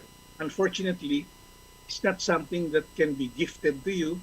It's not something that you can buy. It's not something that your mother can give you as an inheritance. But it's something that you have to embrace. The only way you can get a change of mindset is you have to personally embrace it. So, at this time in our global pandemic and also our climate change, we, the people of this planet, need to change our mindset. We have to change a mindset that we need to develop, use, and build our built environment according to green standards in order for our environment to be sustainable and for us to develop more resiliency to the various disasters that come our way. We cannot do anything about these natural disasters. They come on their own. However, we can reduce the mitigate the effects on us and our built environment. The other thing, aside from change of mindset, which of course will embody everything, will be to reduce reduce our use of material, to recycle construction materials, to reuse. The other one is to reduce. This one is to reuse whatever we remove from other structures. We have to refuse to use materials that are not green, and we repurpose our projects or our structures so that we don't have to build new ones. And the next one is, of course, where architects and engineers can come into play. We have to develop better green designs. However, these designs can only be implemented if the owners were to accept them, because as I always say, if you understand the cost to you that you'll be wasting on energy throughout its entire life cycle, then you would be able to decide that this one should be included in the design, because it's a big amount. If you were to say, for example, so much multiplied by 40 years, if you do anything about it, then it's good. You save that money. However, if you do not do anything about it and you say, oh, let's not put it in the building, you do not know that you will be spending the same amount as a waste in its 40 years. So whether you do anything or not do it, you're going to either lose or get back that savings. The other thing is we have to use low embodied energy materials as much as we can in our design. So number one is knowledge. Designers must be aware of these different embodied energy materials so that they can use it in application in their design. Times that. Oh, yeah. And then we also use non-polluting materials. Example are formaldehyde and other like used oils that are being thrown on the ground is a polluting material, and VOC in paints. Uh, these are very polluting materials. And the other one is to use innovative construction methodology. Sometimes the way we construct uh, is almost the same as before. But there are new technologies, new equipments that are now available and have been used for a long time in other countries and found them to be very successful. Uh, I will show you one example later. So here I will show you another kind of slide. Oh,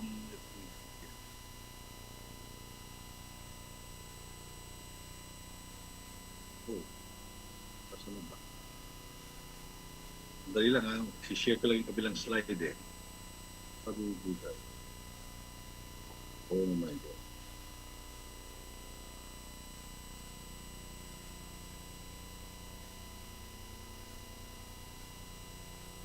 Ay, ito.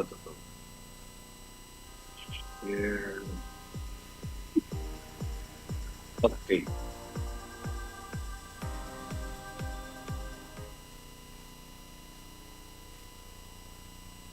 Okay, the other eco-friendly materials are actually part of strategies being utilized by green practitioners, green designers. One of them is mentioned also is energy-saving light bulbs, which reduce our energy consumption. So you can consider them as eco-friendly materials. Lighting controls for corridors and outdoor spaces. Ito yung tinatawag na wherein you can actually reduce areas kung wala silang tao. We have solar hot water collectors, solar photovoltaic smart meters. All of them you can and also of course natural ventilation would save. So by having adequate natural ventilations for our projects would definitely be towards a good choice. We can also see ceilings in habitable homes so that people in those rooms would have the choice to use the ceiling fans instead of air conditioning. If you use air conditioning systems, you have to have COP of 3.5 or better. You use, these are already mentioned a while ago, high efficiency boilers, heat pumps, light bulbs. Okay. The other thing is just even the color, even just the color of our structure and the roof has a big impact on our energy consumption. For example, if your color is gray, you have this one. It has a heat index of about 20%. And if you have white, you have 69 reflectance. So even the color has something to do with our energy consumption inside the building. So that's something that you have to discuss with your designers and green consultants. So a reflective finish for walls can reduce the cooling load in air-conditioned spaces and improve thermal comfort in uncooled spaces. So dalawang bagay, it can reduce the cooling load in air-conditioned space, and for those uncooled spaces, they can improve thermal comfort for the users. So even for example, you see just the color of the concrete, new concrete, you have 35 to 45 solar reflectivity. You have fired bricks, 17 to 56. So if you paint your concrete white, you have a reflectivity of about, which is higher. And if you have a solar reflectivity that is higher, most of the heat will be bounced off your building.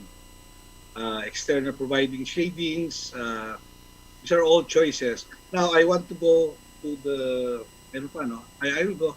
Then you have the use of insulation. So insulation is actually an eco-friendly material. Now, what type of insulation do you use? But insulation in general is an eco-friendly material because it improves the building envelope and make cooling the building using less energy. So different types of insulation have different types of conductivity. So this one you have to discuss with your designers so that, but insulations in general is an eco-friendly material so that you can, sabi nga nila, it's all about the building envelope, preserving the building envelope and in providing sufficient insulations for heat to come into the building and from the air, cold air inside the building to vent out. So, type you have vacuum insulated panels. These are strategies or different types of systems that you can use. You have phenolic foams, expanded polystyrene, wood, but even vacuum air gap provides insulation. So also glasses, low E glass is an eco-friendly material because although it's more expensive, it definitely helps in preventing uh, heat, coldness coming out and heat going in. So low E glass, that's why there's another strategy wherein you have to reduce the window to wall ratio in order to reduce also the ability of heat from the outside coming into the cold space. Also, there's a high performance glass. Meron double pane. Ngayon, uso na yung triple pane. The reason is they just try to make sure that, especially in cold countries, they want to make sure that the heat inside the building will not go out to the cold ambient air outside sa mga malalamig na countries. Ano? Okay, this is an example how a high performance glass can actually prevent heat coming from the sun, radiating the heat, getting into the building. Maraming types of systems that are being employed. You see, this one is in cold climate. This is a film. This is a sprayed onto the glass. Is this one should put it here, but in warm climate you put it here. So so materials, even glass, concrete, steel, there is a eco-friendly material depending on how it is used and how it is implemented in our buildings. So I wanted to show you really is yung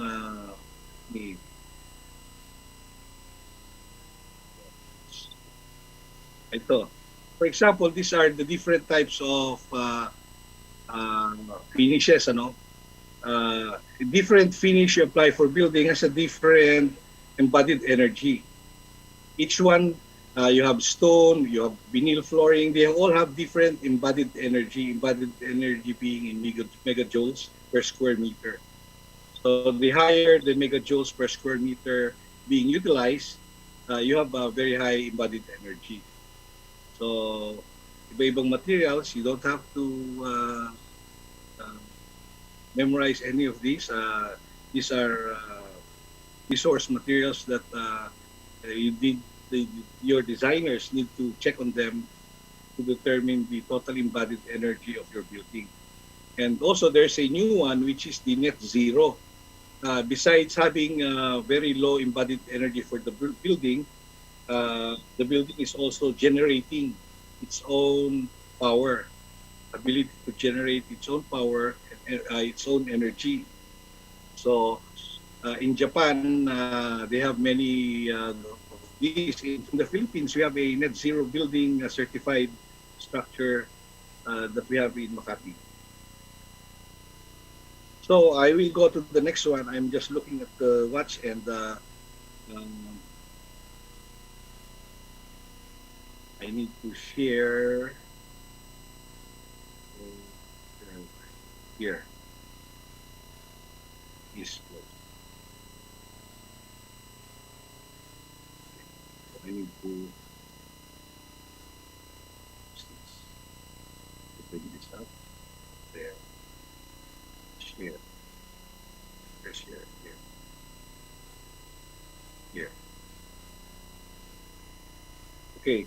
So now we go to a type of construction methodology that is cheaper. If you go to the States, you will see and note that there are many projects, especially in California, where there is a lot of earthquake also.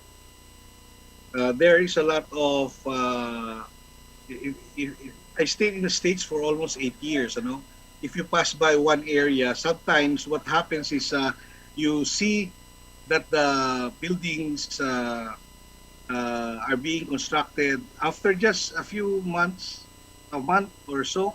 Makikita mo nakatayo na yung structures, ang bilis. So one of the rationale why these buildings are being executed quickly is because of tilt-up construction methodology. So tilt-up construction methodology is almost similar to precast.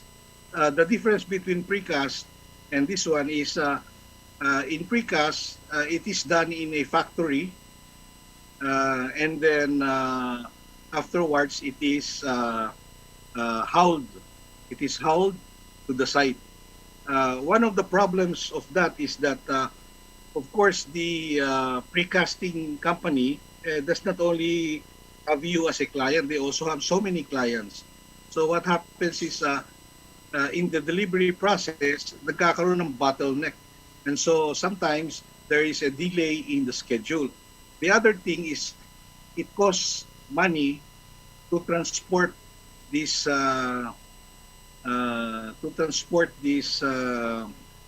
sections and items of precast concrete.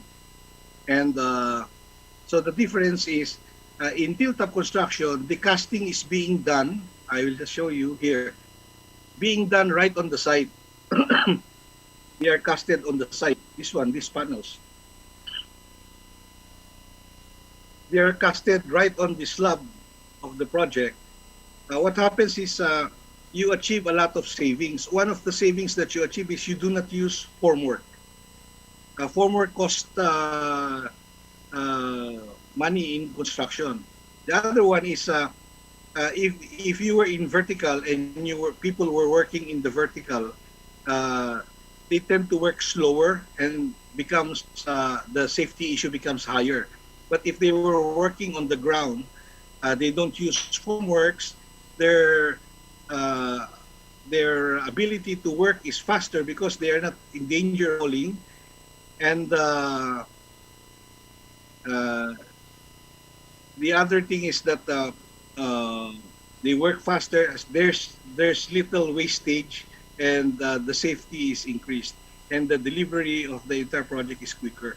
So the other good thing about tilt-up panel is because the ones that are being delivered are limited by the amount of transportation equipment available. So if you have very large sections, you cannot transport them, or maybe you have odd sections or odd shape sections. You cannot transport them through our streets. But in tilt-up construction, that can be done right on the slab and lifted here. Walang transportation cost. Walang shoring cost, and also yung framing and the people work faster.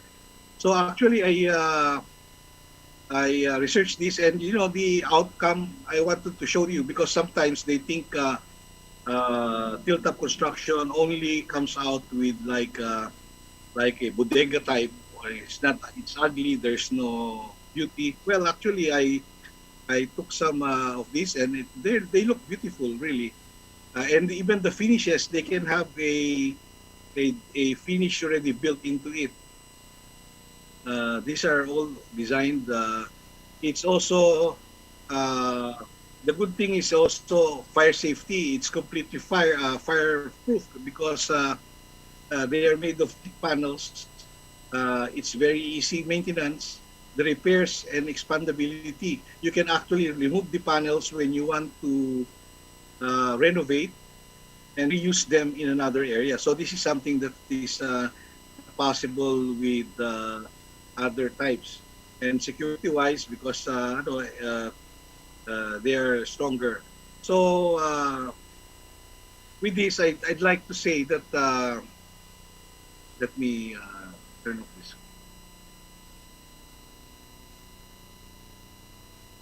Okay. With this, I'd like to mention that in our eco-friendly materials, we need to expand a little bit. That includes not only eco materials but also a change of mindset, a good green designs. We also have to have use of toxic and polluting materials. We have to use materials with low embodied energy. We have to use materials that are locally available, that are innovative and uh,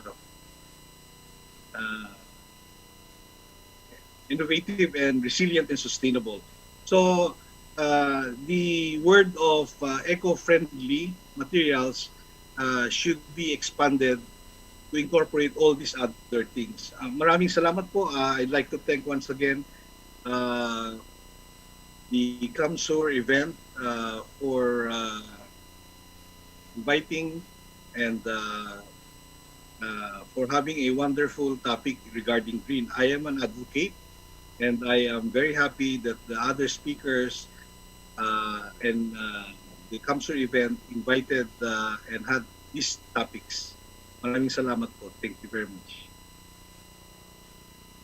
Thank you so much, Architect Abiera. If I may add, sir, I would like to take note of this. Architect Abiera, my dear friends, was personally and highly recommended and endorsed by DMCI or DM Consunhi Incorporated, President and CEO, Mr. George A. Consunhi, and also Engineer Ronaldo Elepaño Jr., the Senior Vice President or Senior Advisor, Vice President, International Business Development of DMCI.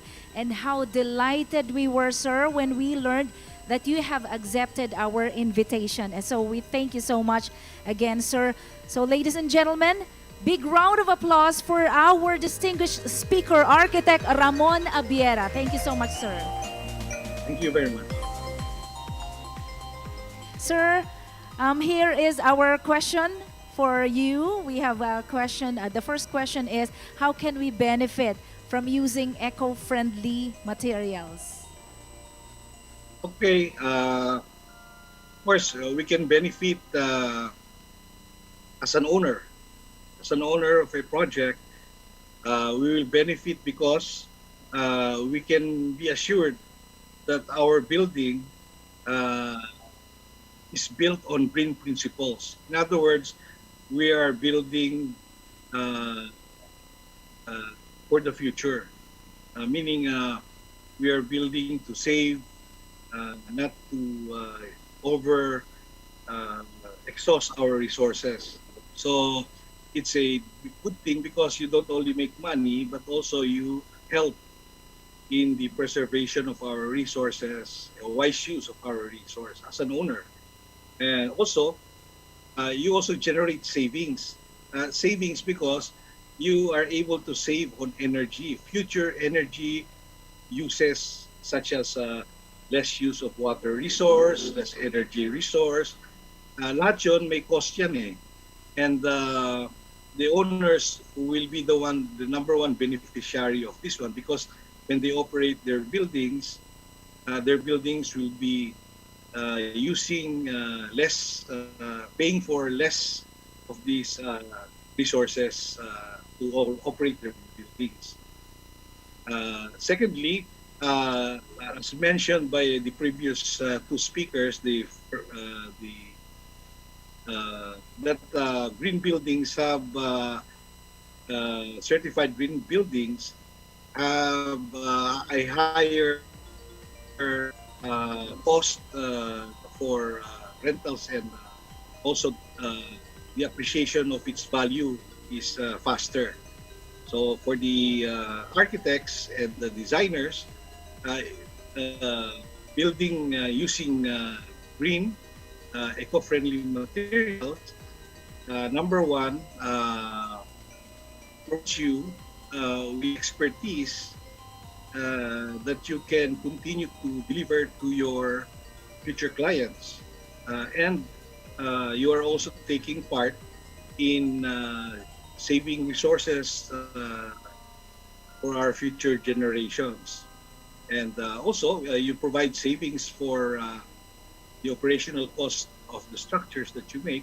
Your owners will be very happy in the long end after so many years. Sabi ko nga, it's like a gift you give to your clients that continues to give a gift every year. And for our economy, of course, it's number one. It's also good because we tend to become more efficient in the use of our resources, so that more resources can be utilized for other purposes also.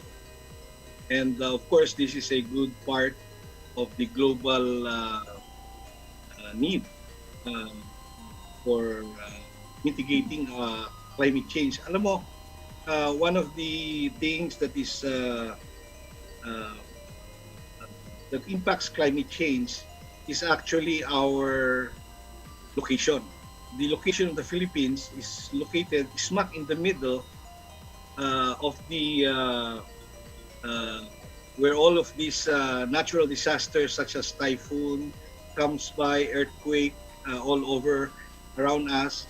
So ang nangyayari, we are able to become more resilient, and we are able to contribute in our own small way towards the mitigation of this natural risk. So for our government, it's also good because it will be able to wisely use budget that it has and starts wasting it on wasteful use of energy and water resources. Alam mo, water is very important. You know, the slowest disaster is actually drought. So drought is actually a disaster that is very slow but very wide in scope. So if we don't use our water resources wisely, then that will be a problem for us. So these are the benefits that we can see when we use these eco-friendly materials. Thank for that answer. Our next question, sir, is how do we know which eco-friendly materials to use? Okay, hindi siya nakapackage tapos nakalagay. Maraming mga ibang tao na nilalagay lang na eco-friendly or maybe green material, pero in reality, they may not. Pag isa tinitingnan, yung tinatawag na recycled content, minsan mga materials that hindi siya pure. Pagka gumagamit sila ng purely virgin material, that means walang recycled. Ang ibig sabihin nun, bagong hango yun kung saan man nila nanggaling yun. Hindi kagaya ng may recycled content, yung mga scraps nila, yung mga kinolektan nila na waste ng kanilang mga produkto na igagamit sa recycled content. So isa yun sa hinahanap, yung may nakalagay na recycled content. Yung iba naman, for example sa paint, yung low VOC, that's eco material pagka mababa ang volatile organic compounds niya. Also, there are materials nakalagay din, no formaldehyde content. So, ibig sabihin, walang formaldehyde or no lead content.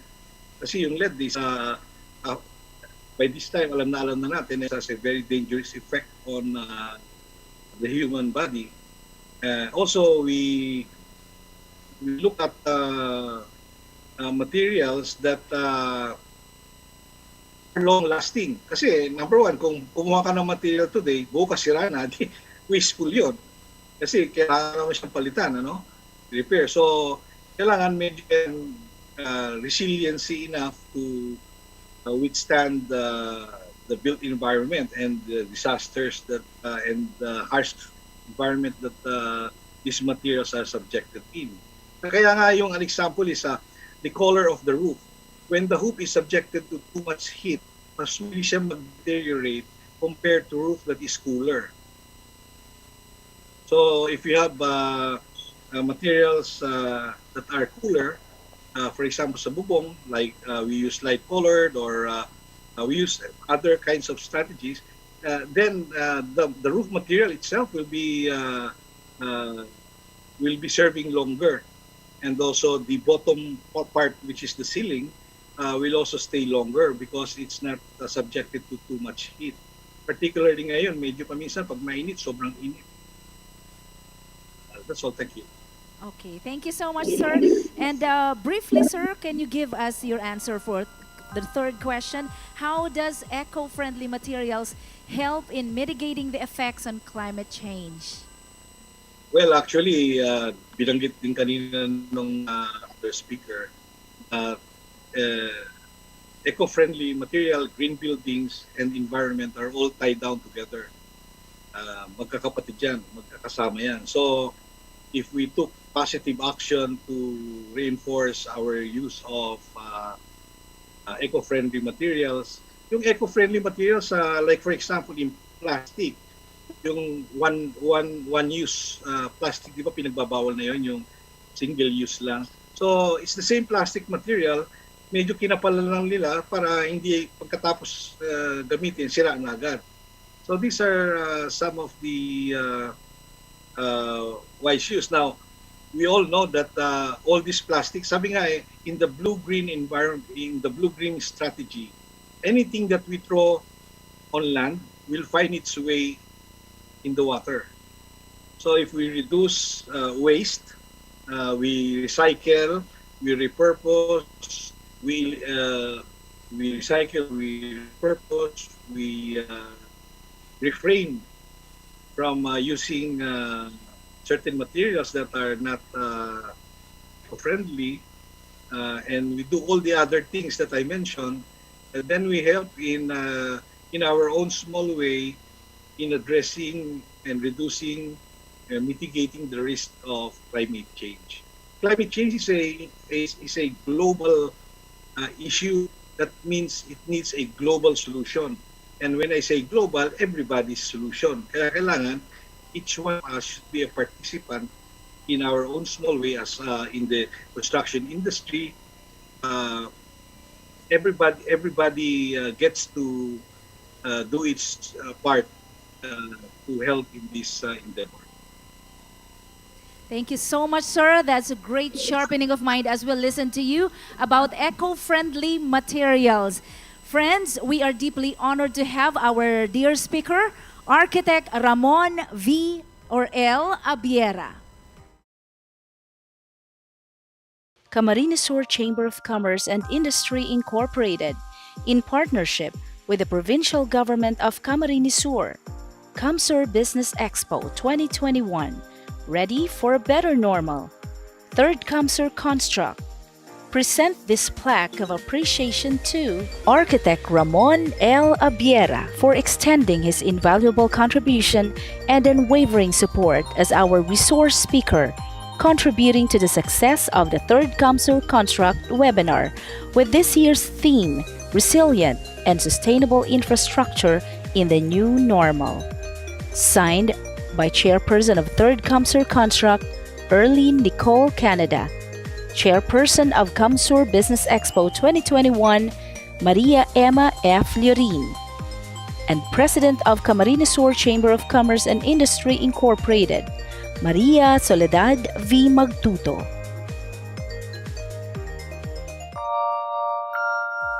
Introduction of speaker for the topic entitled Clean and Renewable Energy.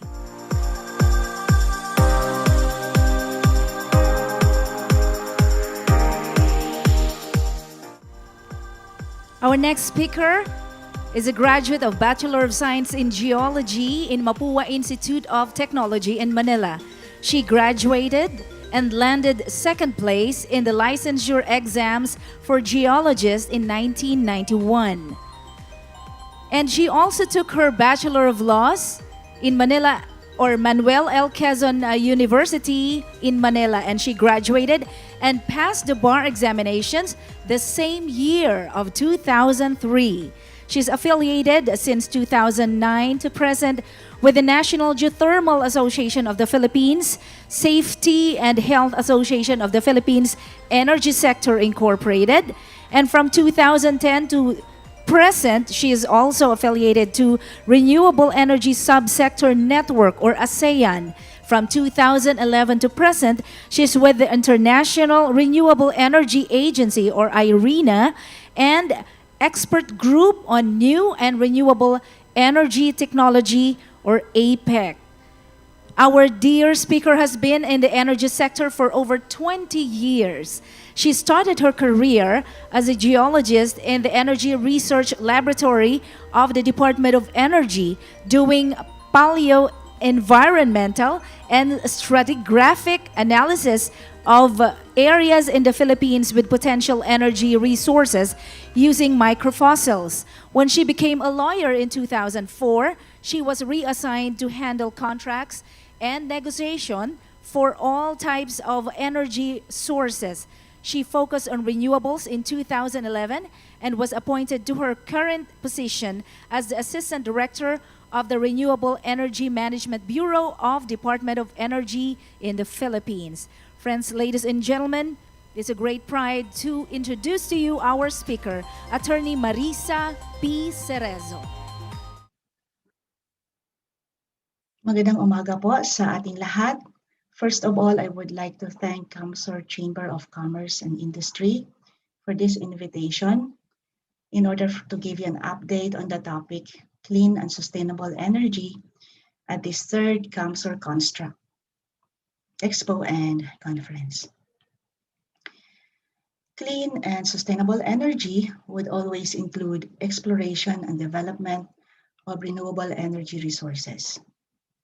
In the Philippines, we have practically all types of RE resources, and we can easily remember them in this acronym Big Show, which stands for biomass and biofuels, geothermal, solar, hydro, ocean, and wind. We have been utilizing these resources, specifically biomass, geothermal, and hydro, for power generation many years ago. But in 2009, when RA 9513 came into force, interest on RE development, including solar and wind, and even ocean, has increased and kept on increasing. It's because the law mandates the government, led by the Department of Energy, to accelerate the exploration, development, and utilization of RE resources by providing fiscal and non-fiscal incentives to RE developers. And since RE resources are indigenous, the law also aims that the Philippines achieve energy self-reliance and hence reduce dependence on fossil fuels. And also, since RE is clean or generally does not emit carbon dioxide in its generation, it can contribute to a cleaner and healthier environment, thereby mitigating the effects of climate change. Now, in pursuit of energy security and sustainable future, the Department of Energy has set its goals and objectives. In 2011, we set a target of 35% RE share in the generation mix by 2030 in our National Renewable Energy Program, or NREP. In view of the increasing number of RE projects, we would like to rewrite this target to 50% by 2040, or to dominate RE share in the mix by then. In this target, we believe that it will result in energy security, in sustainable development of our country, mitigation of climate change, capacity building, and overall inclusive growth of our economy. In 2009, or as of 2019, projects from renewable energy development have created almost 170 green jobs. Further, increased utilization of renewables has caused the reduction of CO2 emissions by 17 million tons. And these projects from renewables has provided the government investments of around 200 billion pesos. While some of these positive impacts came from RE systems for own use and net metering, the major contributors are actually from large scales or utility scales.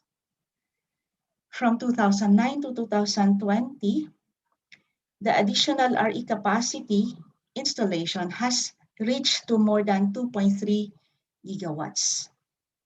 As we can see in this table, the topmost RE type is solar, with a total installed capacity of more than 1 gigawatts, or almost half of the total additional installed capacity from RE development since the effectivity of the Act. It is followed by biomass at 550 megawatts, then by wind at 409 megawatts, and then hydro by 263 megawatts, and lastly, by geothermal at 82 megawatts. In view of the attractive legislative infrastructure for RE development, the Philippines was touted as the second best investment destination for renewables in Southeast Asia. It is reported by Business World in April of this year. So what are these policy issuances that have created a positive investment climate in the country? In the implementation or crafting of new policies to support RE development, the Department of Energy is guided by the following general principles. Number one, we are committed to develop and utilize our RE resources without sacrificing the achievement of our national energy security. Number two, we focus on the resources that are readily available and extend all the necessary support to encourage and promote their developments. And three, we are currently giving special attention in increasing geothermal energy development, which is both baseload and indigenous. So what are these policy mechanisms or policy issuances?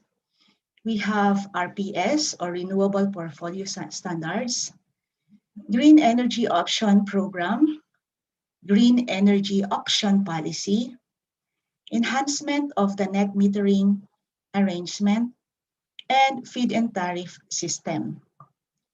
We have also embarked in the development of 25 competitive RE zones, and we have recently conducted the third open and competitive selection process for geothermal and hydro resources. On feed-in tariff system, which is the first policy mechanism that we have implemented under the law, this is a policy that provides the RE developer a fixed rate guaranteed for 20 years. As we can see here in this table, almost all RE types are eligible to apply for FIT, except for geothermal. Each type of RE resources has their corresponding installation target and FIT rates in pesos per kilowatt hour. As shown in this table, wind, solar, and biomass with installation targets of 400, 500, and 250 respectively have already reached their targets. On the other hand, hydropower has still a balance of 103 megawatts in its installation target of 250. While ocean, with an initial installation target of 10 megawatts, was deferred in view of the absence of a reference project to set the tariff rate. Now, considering that RE technologies have become more competitive, we gradually shifted from FIT system to RPS, or Renewable Portfolio Standards. Here in this policy, the mandatory participants such as DUs and electric or ECs, or distribution utilities and electric cooperatives, are required to secure a certain amount of RE in their electricity sales. This mechanism will help achieve our goal of reaching 35% RE share in the generation mix by 2030. We initially set a minimum of 1% annual increase in RPS until 2030. However, recent simulations suggest that 1% annual increment is insufficient, and this must be increased by 2023 to reach the aspirational target of 35% share by 2030. Green Energy Auction Program. This is a new policy issued in 2020, which is designed to facilitate compliance of RPS by mandatory participants through the conduct of auction of RE capacities from qualified RE suppliers. The Green Energy Auction Program, or GEAP, is held or will be held annually, and the first GEAP is targeted to be held in October 2021 with an initial capacity of 2,000 megawatts. Next is the Green Energy Auction or Green Energy Option Program. Green Energy or GEOP. Green Energy Option is a voluntary policy mechanism that allows end users with 100 kilowatt and above demand to source their electricity supply from renewable energy sources through RE suppliers. This is a non-regulated activity as it is optional. But this policy empowers end users to contribute in the development and utilization of RE resources in a least cost and sustainable manner. Next is the enhancement of net metering program.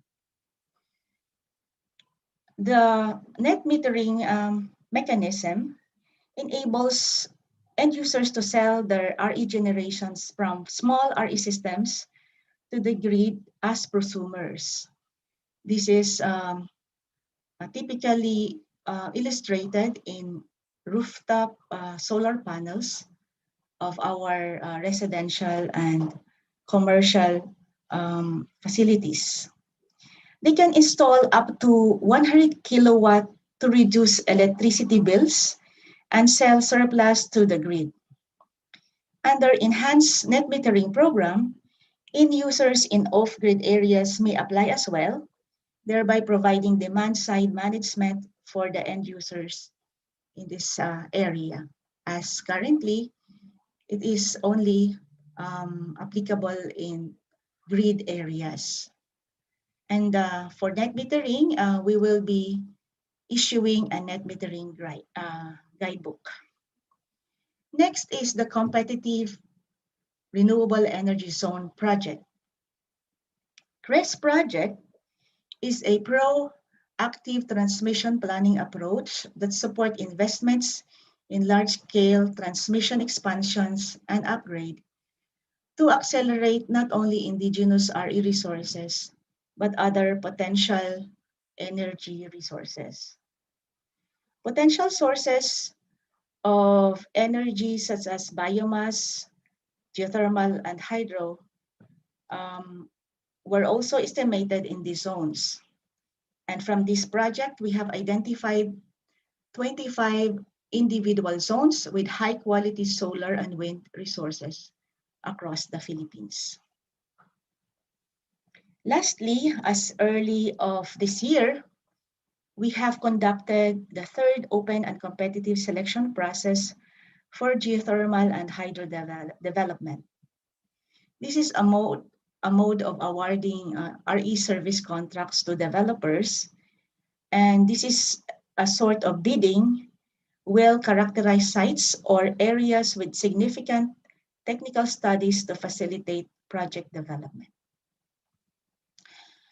As for our way forward, in addition to close monitoring of the implementation of all those policy mechanisms, we are currently engaged in conducting offshore wind development study to attract more investment in this area and facilitate the development of wind in offshore with around 60 gigawatts potential capacity. So with all these plans and programs to accelerate the development of renewables in the country, we believe that we are gearing towards our goal of having a clean and sustainable energy future. Thank you for your kind attention.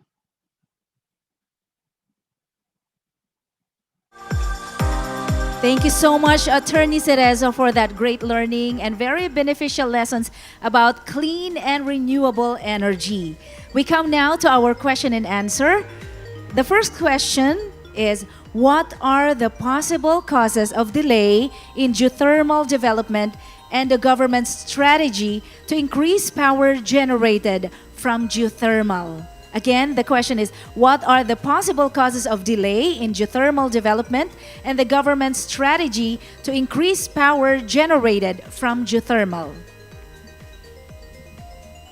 Thank you. Good noon to each and every one of us. Geothermal energy resources is very significant for Bicolanos, as we have big potential of geothermal energy in this region. One of the major causes of development of delay in the development of geothermal is not only the cost in technology, but also the cost in implementing the project. As you may know, the determination of the feasibility of or whether the geothermal resource is feasible or not, it would take more than 5 years to do it. And the reason behind is mainly due to tedious permitting process. Actually, the developers are required to secure permits from concerned agencies such as DENR, NCIP, and others, and it is quite difficult to secure these permits. But recently, the government, we have a new policy or a new law. I think that was 2019. This is the Energy Virtual One-Stop Shop Law, which requires all agencies of the government to facilitate the processing of permits, particularly for energy projects, not only for geothermal. Now, specific to geothermal, what are our strategies to increase its development? Just recently, since geothermal is defined by the law as a mineral, the Department of Energy has set parameters or conditions for determining whether foreign companies can be allowed in developing geothermal resources, considering its capital-intensive requirement. We just recently opened up the development or the applications for foreign companies by defining what is large-scale geothermal resources. Also, we are intending to make geothermal as an eligible RE resources for must or priority dispatch in the grid. As you may know, since it's not eligible for feed-in tariff rates, it's not given the priority dispatch. But we are exploring new policies to provide priority dispatch for geothermal. So with that, with those policy innovations, we hope that we'll be able to attract more investors. As you know, the government is not putting any amount. No, we are not mandated to, or we are not allowed actually to invest in RE projects. It is very risky. It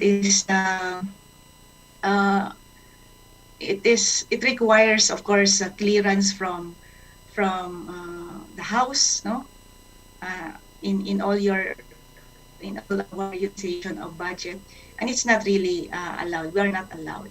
So we only provide policies that would encourage private sectors to invest. So we are continuously innovating, and we hope that we will encourage more investors in geothermal. Thank you, Attorney. The second question is an interest of the whole Filipino community. Ito po napakaganda. We are very rich country. Napakayaman po natin sa renewable energy sources, but bakit nai-experience pa po natin yung mga brownouts and power outages? Oh. It's really a very frequent question actually. We are very rich, and kahit noon pa, we are dubbed as the Pearl of the Orient, the richest country in Far East, di ba? Richest in natural resources. And the reason behind is we know that RE or renewable energy resources are not transferable. You cannot transport the steam. You cannot transport the water. So we develop power plants where we find them. Maybe the only transferable is biomass, but logistically, to make your biomass project feasible, we set a rule of thumb that the feedstock sources must be within 50 kilometers from radius from the power plant. So practically, it's not transferable. We can only transfer the power through the wires or grid. And that's the very purpose of the CRES project, the competitive RE zones, where we need to identify areas or zones of potential of RE resources, or where RE resources have their highest quality and good amount or high amount also. And given the wires that are in place strategically, we can optimize the utilization of renewable energy resources in the country. It's really challenging because as Power generation.